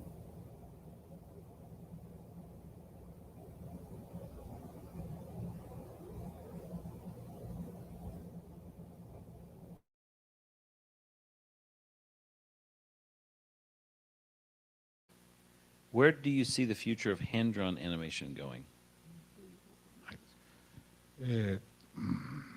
作り続ける人がいれば続くと思います。鉛筆が古くなるんではなくて、実はコンピューターも鉛筆と同じ道具ですから、だから道具は使う人がい続ける限り、それぞれ魅力がありますから、ちゃんと生き残る道はあると僕は思ってます。Today you were mentioning that there was a period of time Studio Ghibli had started getting more and more computer animation within the studio and in the process of making your films, but you've changed that now. Can you describe that?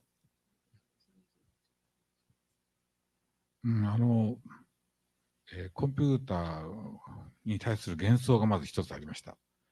自分たちで書かなくてもめんどくさいことやってくれんじゃないか。それは間違いで、コンピューターで誰かがめんどくさいことをやってるんだってことが分かったんです。そのアニメーターが自分で書けばいいんです。だから一番問題なのはコンピューターが正確である。コンピューターの描くものは正確であるから自分たちも正確に書かなければいけないんじゃないかって。人間アニメーターの脳みその中にコンピューターが入ってきてあんまりうまくもないアニメーターがますます下手になるということが起こったんですね。いやだからそれならもうコンピューターを頭から出してしまって自分たちの目で見た感じでそのまま描いた方がいいんじゃないかっていう思い切ってその 3D は全部やめてしまおうとその方が書く手間を惜しまずにどんどん描いちゃおうと枚数も節約しないで枚数かけた方がまだ新しいコンピューターを買うよりも安いっていうなんか難しいこと。いやそれででもカメラマンの仕事としてコンピューターは非常にたくさん使っています。で彼らはとても上手に画面を引き立てるようにいろいろな工夫をしてコンピューターを使っています。それから CG 部はなくしましたが CG 部の人たちを解雇したのではなくて希望者はそこのセクションに入ってやってます。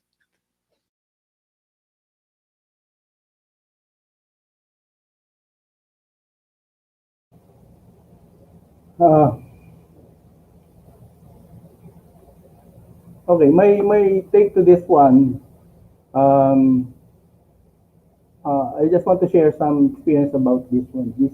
These two na nangyari long time ago. That was way back 1999, I think, when we're still in the US.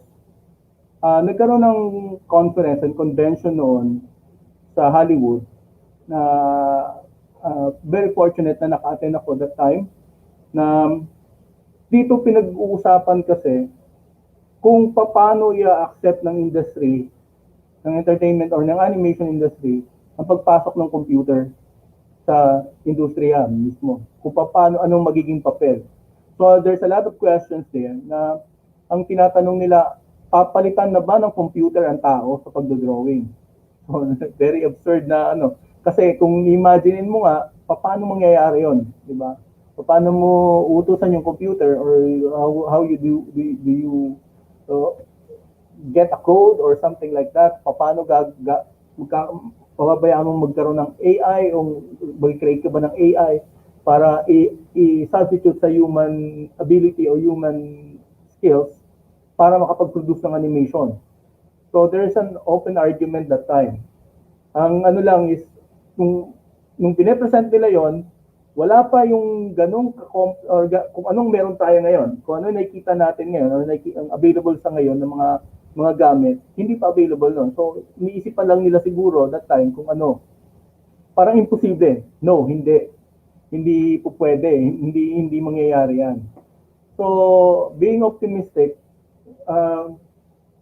ang naging comparison ko that time is yung technology niya mismo. Let's say that time is ang ginagamit natin is gumagamit pa tayo ng film. We're using film that time. I'm using a camera using a film.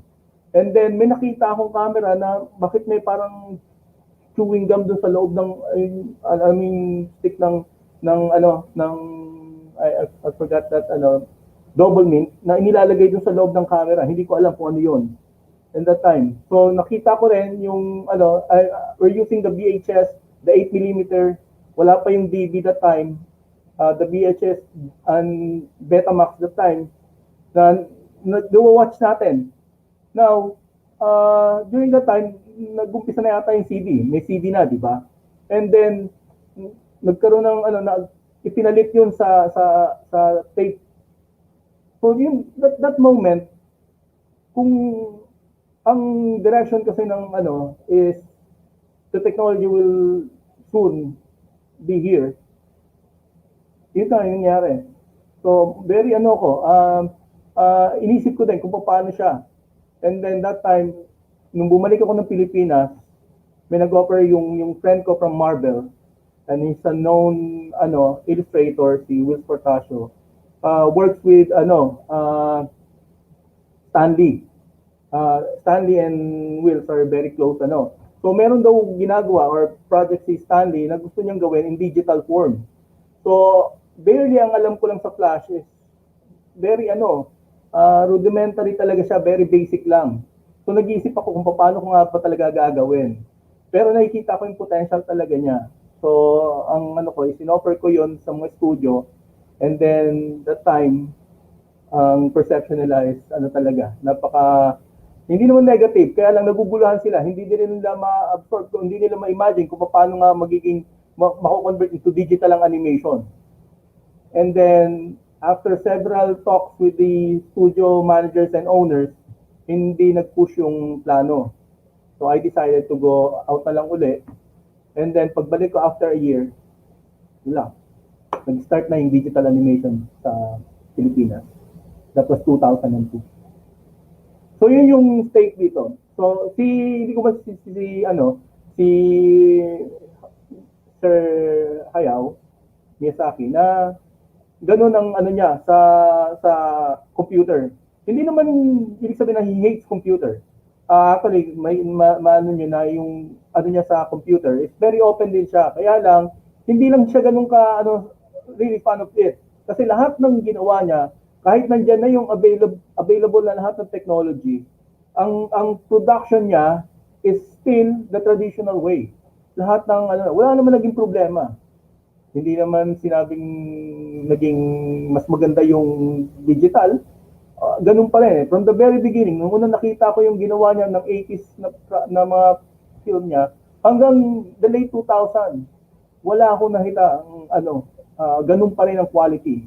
Very, very, excellent yung, So, sabi nga niya, it's a tool. Tama din yung, we have the same, stand on this. Computer is just a tool. We can use it to help you para mapagaan yung trabaho ng isang animator. Use it, utilize it as much as possible. Wala nang masama. Kaya lang, ayaw niya siguro maging dependent yung isang artist, develop yung skills nila na highly dependent doon sa technology or capability ng computer lang. Yun yung niya. And then, agree ako din sa ganung bagay. Kaya nga sinasabi ko, ini-insist ko lagi, na importante yung traditional or yung foundation skills. So, yun yung pinaka-importante. That's why, nakita na namin kasi yung problema. And very obvious. Na nasabi ko kanina na ang mga nakagraduate na kulang sa foundation, very shaky sila. Ibig sabihin mababaw, shallow yung kanilang although hindi ko naman sinasabing wala silang foundation, kaya lang very shallow yon. So kailangan na medyo malalim na foundation ang kailangan nila. So yun nga yung ini-implement, dapat na i-implement sa mga schools na na insist nila sa mga students nila yung foundation itself. Nandun naman siya, makikita niyo naman. There's a lot of books of animation and guidelines and tutorials na mas importante yung foundation skills. Okay? So sa mga schools sa US, meron talaga silang foundation course. Yun talagang sineset nila ng maigi to make sure na tama. Kaya yung mga graduates nila, you cannot question their graduates. They're really, really good. So, ayun nga, kung halimbawa, kung gagawa ka ng mga ganitong klase ng mga, o papasok ka sa isang course, make sure na alamin mo yung basic course na ituturo o malalaman mo. Kasi yun yung importante. Yun yung pinaka-importante dito. So much so. Yung isang video kasi, it's all about experience in applying in animation. Kasi ang nakita ko kanina, nung pinanood ko ulit siya, yun talaga yung procedure sa studio sa US. Dito kasi sa Manila, medyo sa Pilipinas, magkaiba ng konti. Very heavy kasi yung ang portfolio na hinihingi dito sa US. I mean, sa US. So, nasubukan ko na rin mag-fail dun sa mga application ko. Hindi ko maintindihan dahil ang binibigay lang sa akin na reply ng mga studio, actually hindi naman mga studio, isang studio lang naman actually in-applyan ko, pinadalhan ko, and then binalik sa akin yung aking sample works, and then sinabi lang sa akin yung nagpasalamat lang sila sa interest ko sa pag-apply. Now, nag-research ako, nagtanong-tanong ako doon sa ibang mga tao sa Hollywood or sa mga kasama ko nasa US, ano ba talaga ang problema? Bakit gano'n ang reply? So, nung pinakita ko yung sample works ko, ay hindi, dapat ganito. So, ang advice sa akin, mag-enroll ako sa isang course, sa isang na ang purpose lang is portfolio development. So, I enrolled in Glendale College that time sa US. So, para mag-prepare lang ng portfolio. And then after that, may procedure kasi nagagawin, ipapakritik mo yung gawa mo, pipila ka sa isang event, a major event, na nandun yung mga animation director, and then pipila ka para ipakritik mo yung yung portfolio mo. Saka mo pa lang siya ipapasa sa studio, and then pagka nag-reply yung studio and set for an interview, hindi ibig sabihin nun hired ka na. Ibig sabihin, nagkaroon ka ng chance na ma-interview ka. And then after the interview, kung mapapasa mo yung interview, and then bibigyan ka na nila ng test. And then hindi ibig sabihin nakapasa ka sa interview, ibig sabihin nun pasado ka na. So may test pa. And then 2 araw yata yung test. Kasi very specific. So after the interview, kung anong sinabi mo sa interview, dapat makita dun sa test na ibibigay sa'yo. So So, ganun ang procedure.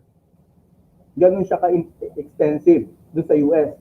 Now, dito, ang ginagawa namin kasi dito sa studio, I'm sharing my experience in the studio. Nag-train kasi ako sa studio din. And then nag-screen kami ng mga applicant.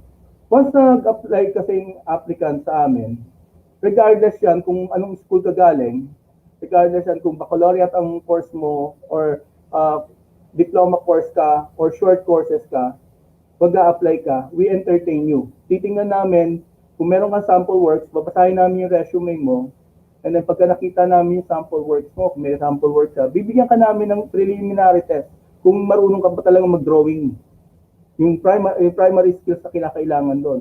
Now, pagkatapos na makita namin na may potential ka, saka ka namin bibigyan ng i-schedule ng proper test doon sa actual test mismo. May preliminary muna. And then after that, saka ka na namin talaga i-interviewin. I-interviewin ka. Hindi ka na namin abalahin interviewin dahil hindi ka nakapasa. Kaya ka in-interview namin, nakapasa ka. Gusto lang namin kung talagang desidido ka na mag-undergo ng production training dun sa loob. Yun ang procedure. So medyo malayo siya. Kung papalaw natin yung ni Laura, so US-based yung kanyang procedure na nag-undergo ko before. Hindi yun nag-apply dito. So yung kung paano i-share ko sa inyo kung paano yung procedure, ano yung ini-expect namin as a screener, ano yung gusto namin makita in the yung unang application mo. Kasi of course, magbibigay ka ng resume mo with your sample work and evaluate namin yun. And then, saka pa namin i-schedule kung pwede ka sa test. Okay? So far, I think that will be the conclusion for today's webinar. I hope nakatulong ako sa inyo dun sa pag-add ng kaalaman or na-inform kayo. If you have any question regarding this webinar, this course, if you want to ask questions or clarifications in any topics na na-discuss natin ngayon, I'm willing to, okay, I'll do my best na ma-replyan kayo o masagot yung lahat ng kakailangan yung Thank you for your time. Thank you, Sir Don. That's a very insightful discussion about animation. Personally, I was able to appreciate more the history of animation in the Philippines. As a child, I started drawing figure sticks, but figure drawings. But now it has really come a long way, right? Many of our participants joining us this afternoon are, in fact, students and young professionals, and they all wanted to develop their creative sides. And we would like to say, a special thanks to Sir Anthony Malabanan, Dean of BS IS Bago City College, and Dr. Norberto Mondero, Dean of BSIS Department of Carlos Salado Memorial State College, and to the Department of Education for actively participating. So now is the time that we entertain questions posted through our open forum link. We would like to thank everyone who have participated or sent their questions through our open forum. For the first question here, Sir Don, let me read. This is a question from Sir Mr. Louis Galico. What is the minimum desktop requirements for making animation? And for making animation, is it really required to use PenTab? Actually, yes, definitely. Malaki yung advantage of using pen tab compared to mouse because we're talking about drawings. So ang control kasi ng mouse versus pen, very different pagdating sa I'll try. Pwede akong mag-drawings using mouse. Kaya lang masakit masyado compare if you're using the pen. Mas nakaka-stress yung paggamit ng mouse compare sa And then there's a lot of advantage using pen. Actually hindi lang naman particularly sa isang software sa magiging advantage. Marami pa. Kaya nga that's why they developed this device substitute para dun sa drawing kung ano yung basic natin ginagamit to pencil. So ini-imitate na yung function ng pencil. So sabi ko nga mas kung ang inaano natin ng investment natin compare sa mouse or sa ano if you're let's put it in this way. Kasi ang inaano natin dito is ano ba talaga yung gusto mong gawin? Um, mas mas pabor ka ba or mas okay ba sa'yo na may ang importante dito is pa-compare mo muna eh. Kung makakapag-try ka, but kung akong tatanungin, and even our mas importante talaga yung investment mo or using the pen compare sa ganun lang Yes. saka simple. Mm-hmm. Maraming advantage and of course the disadvantage of mouse. That's why. Yes, exactly. Yeah, right, Sir Don. And thank you for that answer. Yeah, answer response to the question number one. And we go to the second question coming from the one of the students of NOHS or the Negros Occidental High School. Will I have the chance to learn on how to draw and animate my drawing on attending this program? Actually, sa program natin, yung nauna kasing yung unang mga program, yung kasi tandaan nyo, ang program na to, ang course na to, was developed para sa face-to-face o yung talagang interaction. Yes. Now, mahirap kasing i-execute or mahirap magbigay ng guideline or specific guideline o paano kita i-correct if you do a mistake or an error or anytime na tama ba to or okay ba to. Yun yung kadalasang nagiging problema, lumalabas sa problema pagdating sa ganitong klase ng training.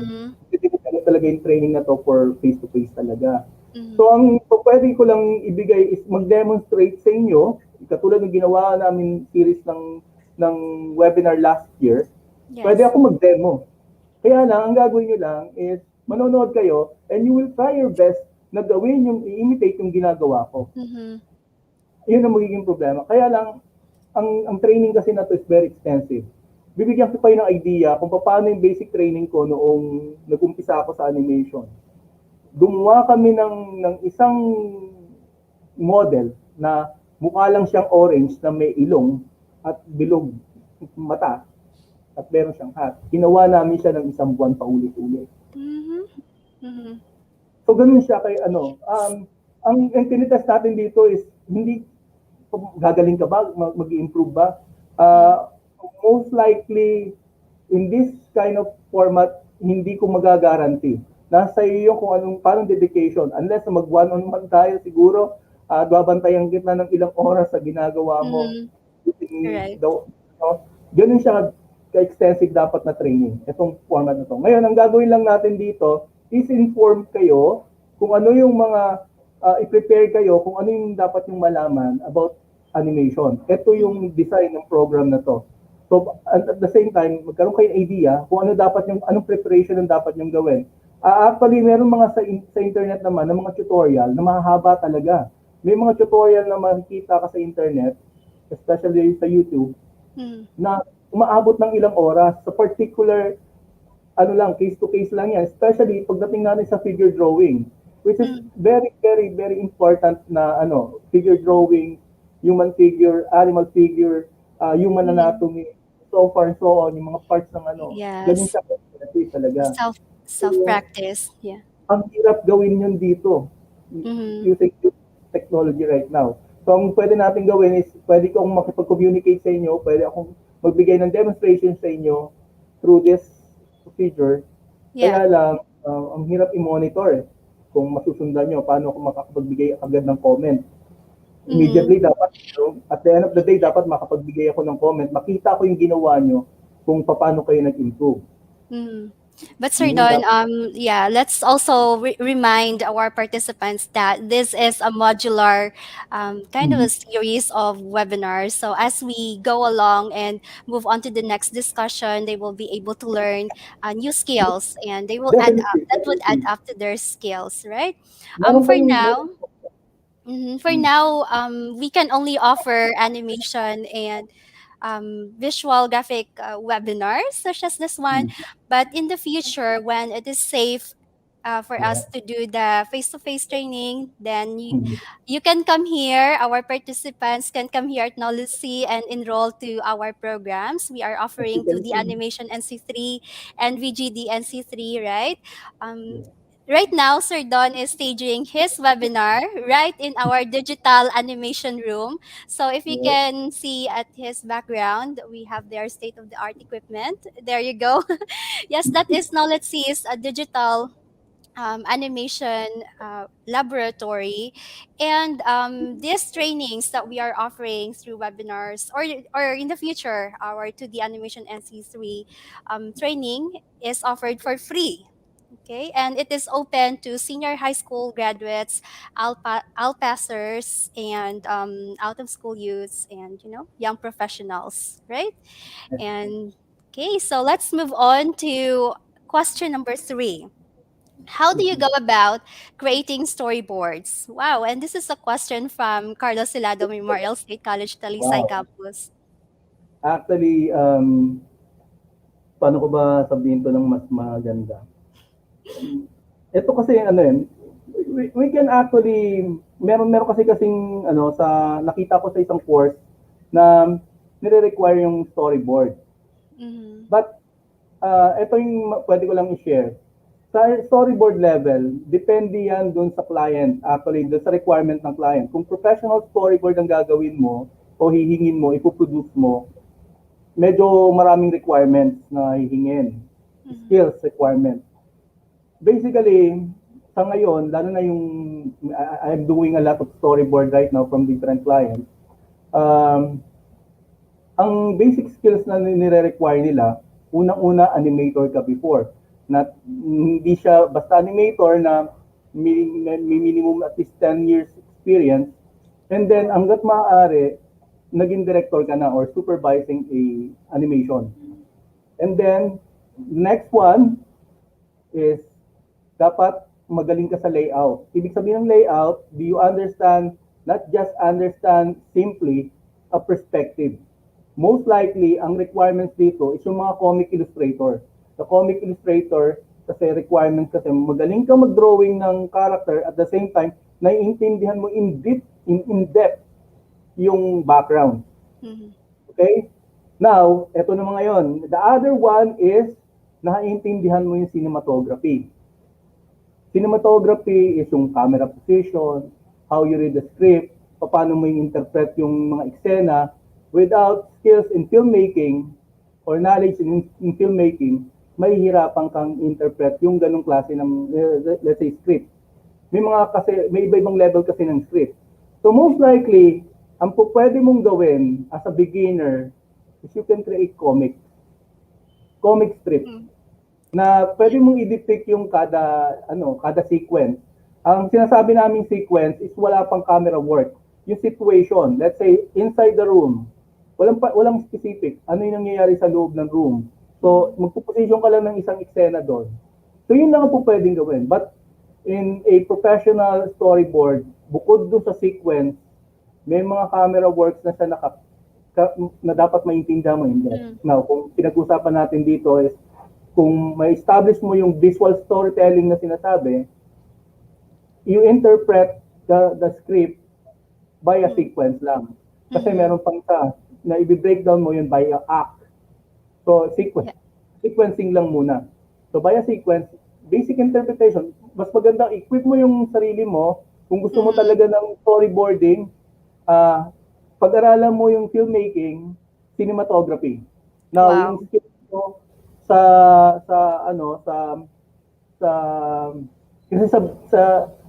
tuturuan ka talaga doon ng camera works sa cinematography and filmmaking. Maintindihan mo at hindi mo dapat maintindihan lang ganun. Okay? Now, yung visual storytelling naman is how you interpret from the script. Dapat marunong magbasa ng script and then you visualize those scenes, those scenarios into a composition. Saka mo siya ngayon i-drawing. Wow. I believe it would be another session, Sir Don, right? Yes. Medyo mahaba kasi siya eh. Yeah, right. Marami akong sample na pwedeng ito. But it's really advanced, advanced level na ng kung talaga professional storyboard ang gagamitin. So that Pero would sabi ko nga sa inyo, kung ano lang, gusto mo mag-storyboard, start with creating comics. yes, Yes. that's the like easiest picture to do that. But that would give our participants a reason to follow our upcoming webinars because Yes, that yes. would be part of the discussion in the Mabubrought up future. ka, mabubrought up yan sa, ano, sa Exactly. pre-production kasama kasi. Thank you, Sir Don, and thank you for that answer. Let us move on to our fourth question. We actually have a lot of questions here coming in to our open forum form link. So, fourth question: do you need to know how to draw in order to become a good animator? Ano ba sasabihin? Actually, yes. Mm-hmm. Kailangan talaga. Lalo na, if we're talking about, siguro, is referring to a motion graphics. Yes. Motion graphics or effects animator pa rin sila. Kaya lang hindi sila nagre-require ng skills ng galing mong mag-drawing human figure, animal figure. No, hindi sila kailangan. Okay. It's a graphics. Graphics na po pwede mong i-modify, pwede mong i-manipulate na not necessarily you create it from your imagination or from the scratch. Pwede kang mag-modify and then you can animate it using a computer na. So, but no and yes. Depende yon kung anong klase ng animation ang gagawin mo. Okay. Okay? Yes. So there's hope for people like me, Yes, right? of course. Okay. Thank you for that answer. Let's move on to our fifth question right here. Which media is best in creating animation? Actually, famous ngayon talaga is digital. Okay. Software, like, yun nga, ito, mas mura kasi itong Adobe Animate compared dun sa isang software na ginagamit namin, yung Puuung. Mas mahal yun, it's worth 100,000 yata per license. Ang Adobe Animate is around 35 or something, 35,000 lang. So, marami ka na magagawa. I can assure you, knowing Adobe Animate and then expanding your capabilities, pwede kang mag-program ng games, pwede kang gumawa ng mga slideshows, pwede kang gumawa ng presentation, pwede kang gumawa ng web, anything halos. And then of course, yung television animation na nakikita nyo, mostly gawa na sa Flash yan. Yes, a lot of our participants are actually asking about this one. Perhaps they wanted to know if they can do an animation at their house, yeah, without going to NOLITC, for example, right? Definitely, project-based. Kaya lang like I have said, the best is alamin niyo ng gusto, aralin niyo ng gusto yung software. Yes. Marami siyang available na, meron kasi siyang staging ng pag-aaral nitong software na to. Itong Adobe Animate lang. And then, pagka naintindihan mo na siya, and then, pwede kang gumawa ng maliit na project, small project, parang commercial type. Like what we have here na mga project namin na parang advocacy campaign lang, na gagawa ka ng scenario, gawa ka ng mini stories, and then yun gagawin mo. And then, you stage it, and then, pagka nagawa mo naman siya, animation Kasi animation, definitely makakagawa ka ng animation dito. Kung Yes, mga simpleng animation lang. yes, Definitely can work. Like the 30-seconder projects that we create there in at our school. If it will be if it will be safe again for our trainees to come back to have the face-to-face training, we do really encourage all of you watching us to enroll in our 2D animation program at NOLITC. Yes. So, okay, thank you for that answer again. Let's move on to question number 6. What is the major difference between digital cutout and flash? Cutout. Right now, yun nga, unang sabi ko sa inyo is software. But merong instance na talagang parehas na parehas siya. Ang pagkakaiba lang nila software, actually. What you can do in Puuung, cutout, is almost similar to Flash. Kung ano yung pwede mong gawin sa Flash, you can do it in cutout din. Ang nakita nyo lang kanina dun sa sample is merong bones. Ibig sabihin yung manipulate it using the bones. Kanina kasi, dun sa Flash, you rotate the parts Actually, meron din capability ang Flash, kaya lang mas complex siya, mas mahirap, ang hirap kontrolin. Trust me, mas mahirap kontrolin ang bone system ng Flash compare sa Toon Boom.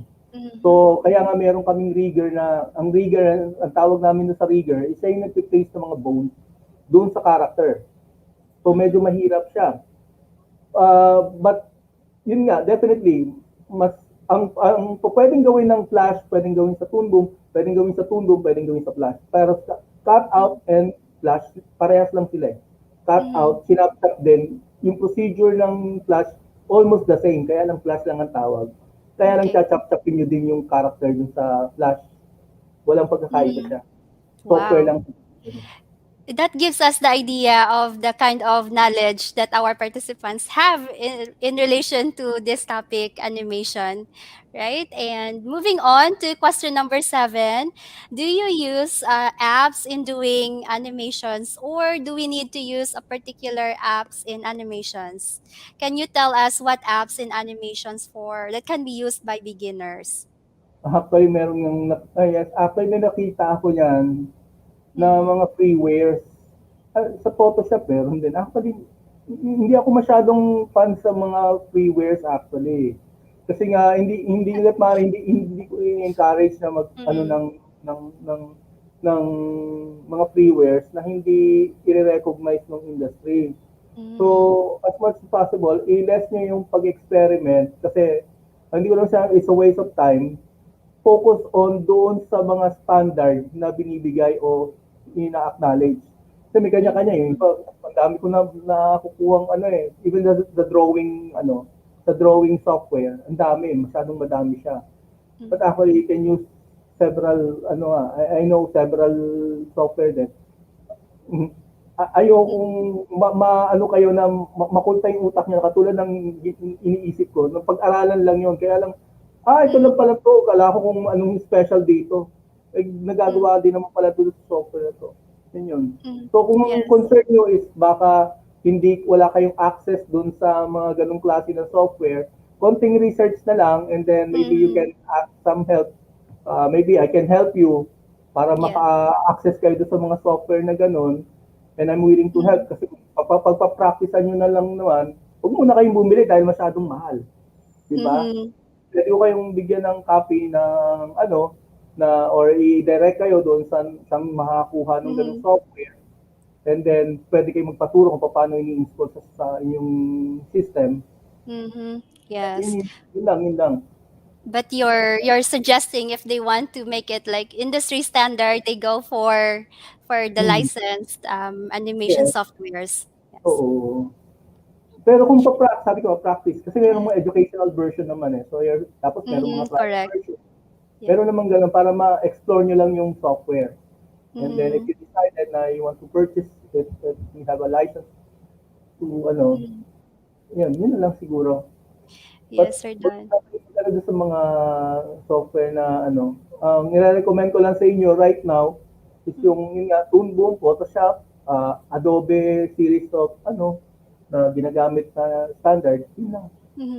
Yes. So they can actually use that. Thank you for the answer. And next question, number 8. What brand of drawing monitor or pen tab, or which is both affordable and easy to use as a beginner? This is a question from an OFW. Wow. Okay. If you have access with itong Wacom kasi industry standard talaga siya. But merong industry, may mga studio na gumagamit ng alternative dito na siguro kung ang value nito is 100,000, you can purchase that particular device under 20,000. Just imagine kung gaano kalayo. Diba? Ang brand niya is Puuung or XP Pen. Puuung is Huion. Okay. XP Pen, yung isang brand. Yun ngayon ang acceptable na ginagamit. I'm using Puuung in my place. This is Wacom, ang ginagamit namin dito. It's really a brand, high-end, Pero kung gusto mo na affordable talaga, Puuung, available yan, sigurado. Mas mura talaga. That's good. There are actually alternative options which you can buy from the market. We have here an interesting question coming perhaps from our participants on live, joining us live. Do I need a degree in animation to get a job in animation? Yes. Actually, ganito. Um, I've been teaching in college and Mm. particularly animation. Actually, formulated those curriculum right now. And then sabi ko nga, most of my students na ano, depende kung saan mo gusto. Most of my students right now in gaming. Mm-hmm. But hindi kayo hire ng ganun kabilis. Iti-test ka nila, kaya nga meron kaming procedure ng probationary period. So, iti-train ka nila sa production, ano. So, definitely, kasi gusto nilang ma-experience mo yung production environment. Mm-hmm. I-hire ka nila, not because you have the diploma. Mm-hmm. Diba? Mm-hmm. Kaya sinasabi ko na sa inyo, may advantage ka dahil mas mahaba yung training mo.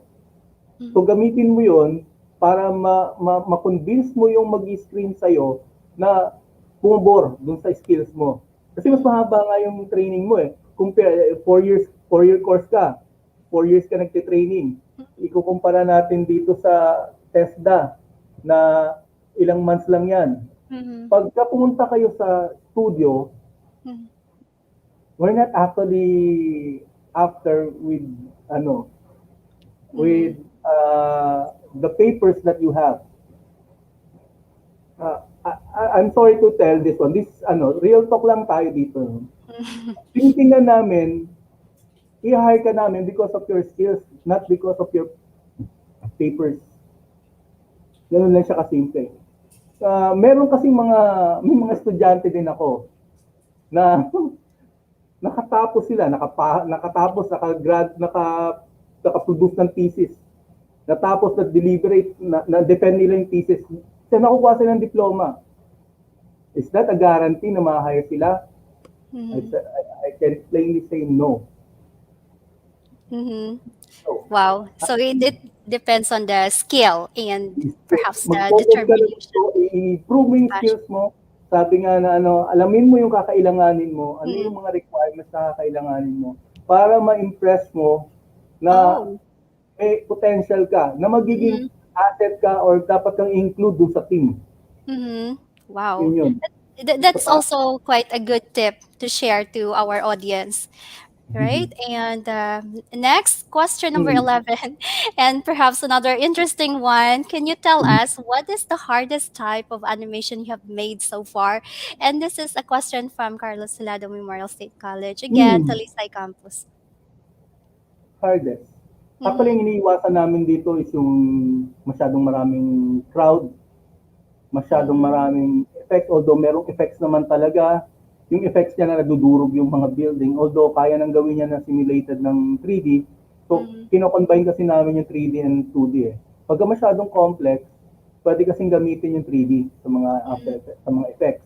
But, most likely, ang pinaka-challenging part ng animation na inaayawan ng mga animator is una, realistic. Pangalawa, fight scenes. Pagka may nakita kang fight scenes, really hard. Lalo na pagka realistic yung character, let's say yung mga nakikita mo sa animation na iniiwasan ng American kasi yung ganyan eh. But yan ang gustong-gusto ng mga Hapon. Kaya makikita sa Japanese animation, maraming fight scenes. Hindi na sabing violente.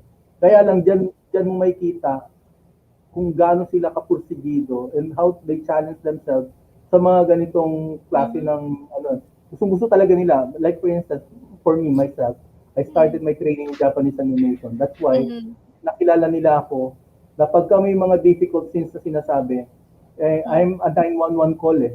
Ako nga yung response. So pagka may trouble na medyo inaayawan ng mga animator, ako tinatawag na nila. So ako yung kasi gusto kong mahihirap eh. Parang hindi ko alam tawag ko doon. Gusto ko the nahihirapan. challenge. Yes.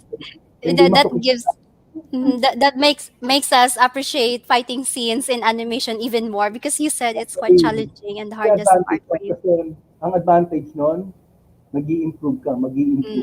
Correct. And then yung name mo, maririnig sa industriya na very positive, na wala kang inaayawang kahit na gaano kahirap yung Wow, Yun yung that's also advantage. quite encouraging, Sir Don, to for you to say that, right? And let's move on because we actually have a lot of interesting questions here. We go to number 12 question. What device and application, sir, you can suggest would best fit and the easiest for teachers this time to practice or use in relevance to making video for our lesson? Teachers said. Okay, sabi ko PowerPoint. We're making video lessons this time. Videos, okay. Videos. Actually, I'm using also the same ano yung kung ano yung ginagamit sa industry. Mm-hmm. I'm using Premiere and After Effects. Mm-hmm. So, yeah, medyo mahal din siya. Pero, ang mahirap dito, if you're going to produce a video, meron kasi mga vlogger na they're using some sort of editing, basic editing sa kanilang vlog. But, if you want a professional looking and professional capable ng mga software for editing, go for the, sabi ko nga, ano yung standard na ginagamit sa industriya. Ang daming ginagamit na may mga freeware, sabi ko ang daming freeware na you can basically edit, makakapag-edit ka ng mga ano mo. I'm not against those using those freeware. Ang inaano ko lang is hindi lang ako ayoko nang abalahin yung sarili ko or i-pressure yung sarili ko dahil alam ko naman na itong software na to, ito yung ginagamit na sa industriya, ito yung standard, ito yung popular. Bakit kailangan So ko pa you use sumunod that. ng iba? Yeah. Mm-hmm. Diba? So stick to this one. Yung ma-advise ko lang is yun nga, if you want an editor and for editing, use Premiere. And then kung gusto mong enhance or medyo i-upgrade yung iyong compositions ng editing and sa videos, use After Effects and mas complex kasi yung After Effects. Now, pagdating sa actually pwede ka mag-animate sa After Effects animation software. Makakapag-animate ka ng mga complex thing. Makita niyo yung power niya na pwedeng integrate sa mga 3D software. So, ganun siya ka-powerful. So, maraming plugins yan. Very wide yung kanilang, yung capability ng software. Very complex. So, kaya nga isang career lang yan yung gumagawa ng sa effects animation using After Effects. Sa mga malalaking studio, yan ang ginagawa nila. Yes, sir. And let us also remind our participants that last year actually we had a webinar especially dedicated to video editing, where if they want to learn more about how to use After Effects and Premiere, they can visit that the link or the video is posted in our YouTube channel and in our Facebook page. They can always revisit those links to our previous webinars, right? Okay, so let's go to the next question right here. And this is actually, I believe, coming from Miss Rosaline Guinness, Evangelista of Negros Occidental High School. This is a question. This question is greatly influenced by Raya and the Last Dragon. I'm just curious po as to whether we have opportunities of lately po for participating in making animated movies, if not purely from our own culture like Maria Makiling, but at least influenced by it. I just think po it would be of great showcase to our talents as well as of our culture.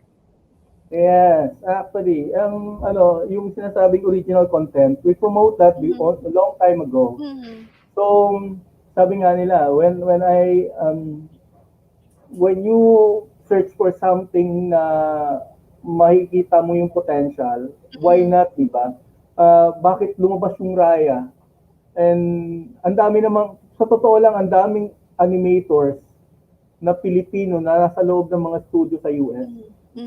These three, I forgot their names, na nag-collab sila. Kaya lang I think they're Indonesian, Malaysian, and Singaporean. Singaporean, yes. Oh, yeah, something like that. But they're not Filipino, of course. So, but nakita nyo kung dun sa hindi nga pala, tayo nga pala yung nandun na naka-attend nung Yes. nung aming webinar about them. Dun nag-conduct Mm. sila ng ng Storytelling. storytelling. So nandun pinakita nila. And then naalala ko din yung Mulan. And then naalala mo din ba yung sa Hawaii sino ba yun? Si Moana. Moana, yes. Yes. Diba, That's three. Moana and Mulan, and then now may Raya and the Last Dragon. Bakit wala pa rin yung Pilipina? Wala pa rin yung, hindi pa papasok sa Disney Princess ang Pinoy. Walang Mm. Disney Princess. May chance sana si Urduha, kaya lang kinapos. And then, Yes. Princess. Diba? Tama, Maya Makino is good. But Mm. yun nga, go ahead, pwede kayong mag-create ng story, research ng story. Alam ko meron tayong naging project before. Nagkaroon ng nag-participate ang class natin before doon sa isang event. Kaya lang hindi natuloy. Yung Sulaiman. I think Oh. yes. Meron before. Na nag-invite yung Manila, and then a lot of school participated in that, and then nabunot dito is yung Sulaiman, I forgot. Rahal. Nandito siya kasi story dito yun eh. So, nagawa na, may storyboard na kami, may concept na kami, everything. Nandito siya, yung design. And then, fortunately, hindi nag-progress yung project. Merong ganun mga pagkakataon. So, sa inyo, itago niyo siya, nandito lang siya, whatever it takes. Kung anong mangyari na isang araw nagkaroon ng mag-prepare ka lang. Ganun. Who knows? Kasi ang tawag dito, yung mga ganyang project, yung Raya, alam ko dumaan niya sa pitch. Kung narinig mo na nag-pitch sila ng project na yan, pitch nila yan. Like the way we pitch a project dun sa meron kasing event sa New York, somewhere in New York also, na filmmaking. Mag-pitch ka ng project mo. You have to prepare something, your designs and everything. I-pitch mo siya. So, better, prepare nyo yan. You have the script, you have the everything, mga materials, mga studies nyo, yung mga designs nyo. Compile nyo lang siya. And then, one day, pwede nyo gamitin yan. Right, yes. Yeah, Collect research. It's nice to see nowadays that we are seeing animated films featuring Asian characters with Asian features, right? So it's already a good start, and who knows, in the future we will be seeing animation with Isang the animation Filipino culture in the di ba meron international. barangay 163 ba yun? Yes, yeah, Animation? that's Just Japanese siya, anime style, pero ang influence is Filipino lahat. basketball, So, right? yes. Mm. Yung ganung klase ng And it is even also made in the Philippines, right? The studio is in Manila. Yun siyang ginawa. Ang mga character lang niya is anime style. Akala mo tuloy may touch ng Japanese. Yun. You can actually make one or you can start one. I-collect nyo lang. Mag-collaborate kayo. Kung meron kang collaboration, kung sarili mo yan, okay lang yan. Develop mo. And then one day, mag-announce uli sila na pwede kang mag-pitch. Who knows? Magustuhan yung pitch mo ng project Right. mo.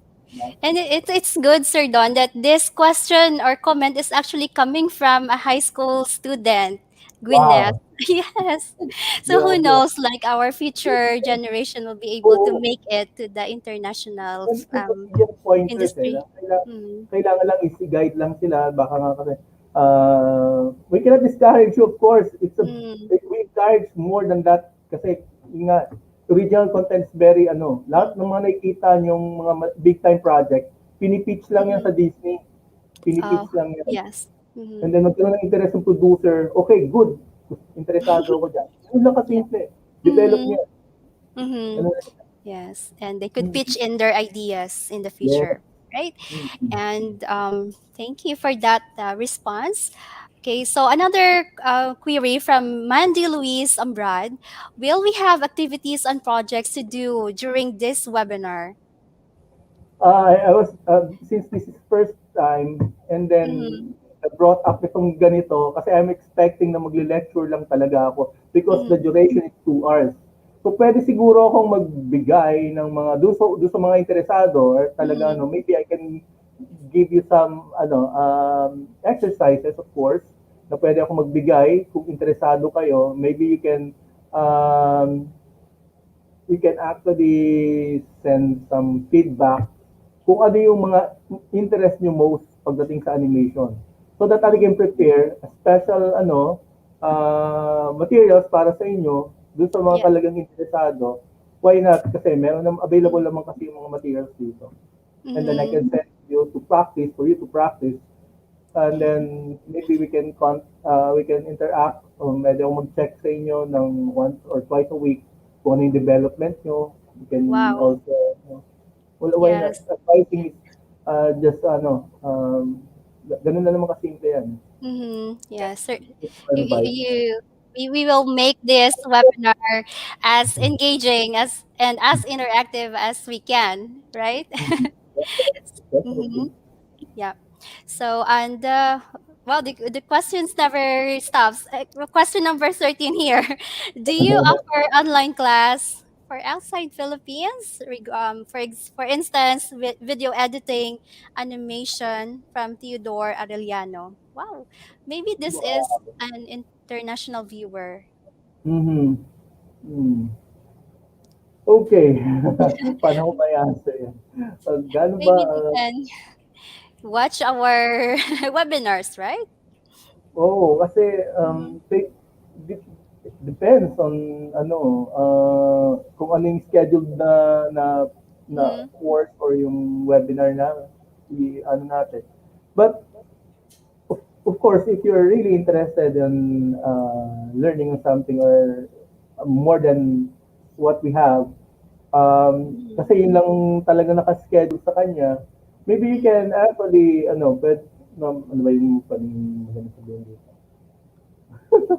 Hindi mo kasi pwedeng mag, mag-online course actually. Mm-hmm. Medyo, ano siya, paano ba yung Like naka-series tedious. ng program yan lalo na pagka medyo Yes. mahirap yung program. So Mm-hmm. gagawan ko ng module yan para dito.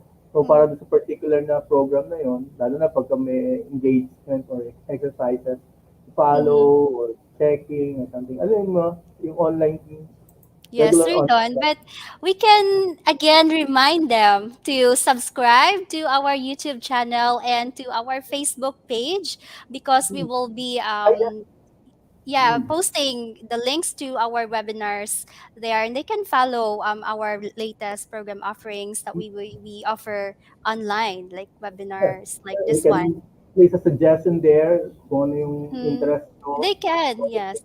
They can write in the comment section, they can interact because you can answer questions there, right?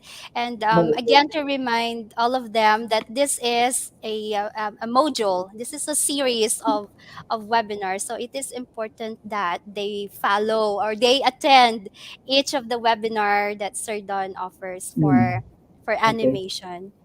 Ah, Yes, and yeah, that's Theodore from Qatar. Well, thank you for Qatar. watching us from Qatar, Theodore, and to all of our audience watching us through our Facebook live stream and YouTube channel.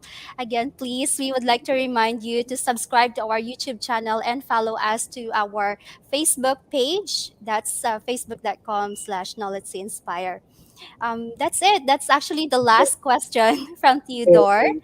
Yes, Sir Yes. Don. And ladies and Thank you. gentlemen, let us give again a virtual round of applause to Sir Don Arado for giving us a very insightful discussion about introduction to animation. I also would like to emphasize how you can get a digital certificate for this webinar. Please provide us your evaluation through the link provided in the description box. Okay, so right now the link to the evaluation is being flashed in your screen. Okay, or you can check that out to the comment section or in our description box. Do this right after the webinar ends. Your email address should be typed in correctly. So be careful with writing your names. It should be complete name, your first name and your last name, and to type in the correct email address so it won't bounce back. The evaluation site will be open until 12 midnight today. So don't forget that one. Okay, there you have it, ladies and gentlemen. Yes. So that is the reminder on how you can get the digital certificate. Please do not forget to accomplish your the online evaluation, which is posted now in our description box. There you have it, ladies and gentlemen. This concludes our webinar one, Introduction to Animation. Don't miss out our webinar next week. Okay, so that's Introduction to Photoshop CC. All right, the schedule to our future webinars is posted now on the screen. We will be using the same platform, so do not forget to follow us in our social media platforms, and you will be able to receive an email notification through your email.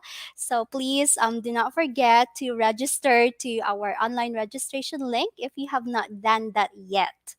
If you are watching us through Facebook live stream and through our YouTube channel, again, thank you so much for following us. That's it, everyone. Stay safe and take care. Knowledge inspire, knowledge cares, and avance negrense. See you next time.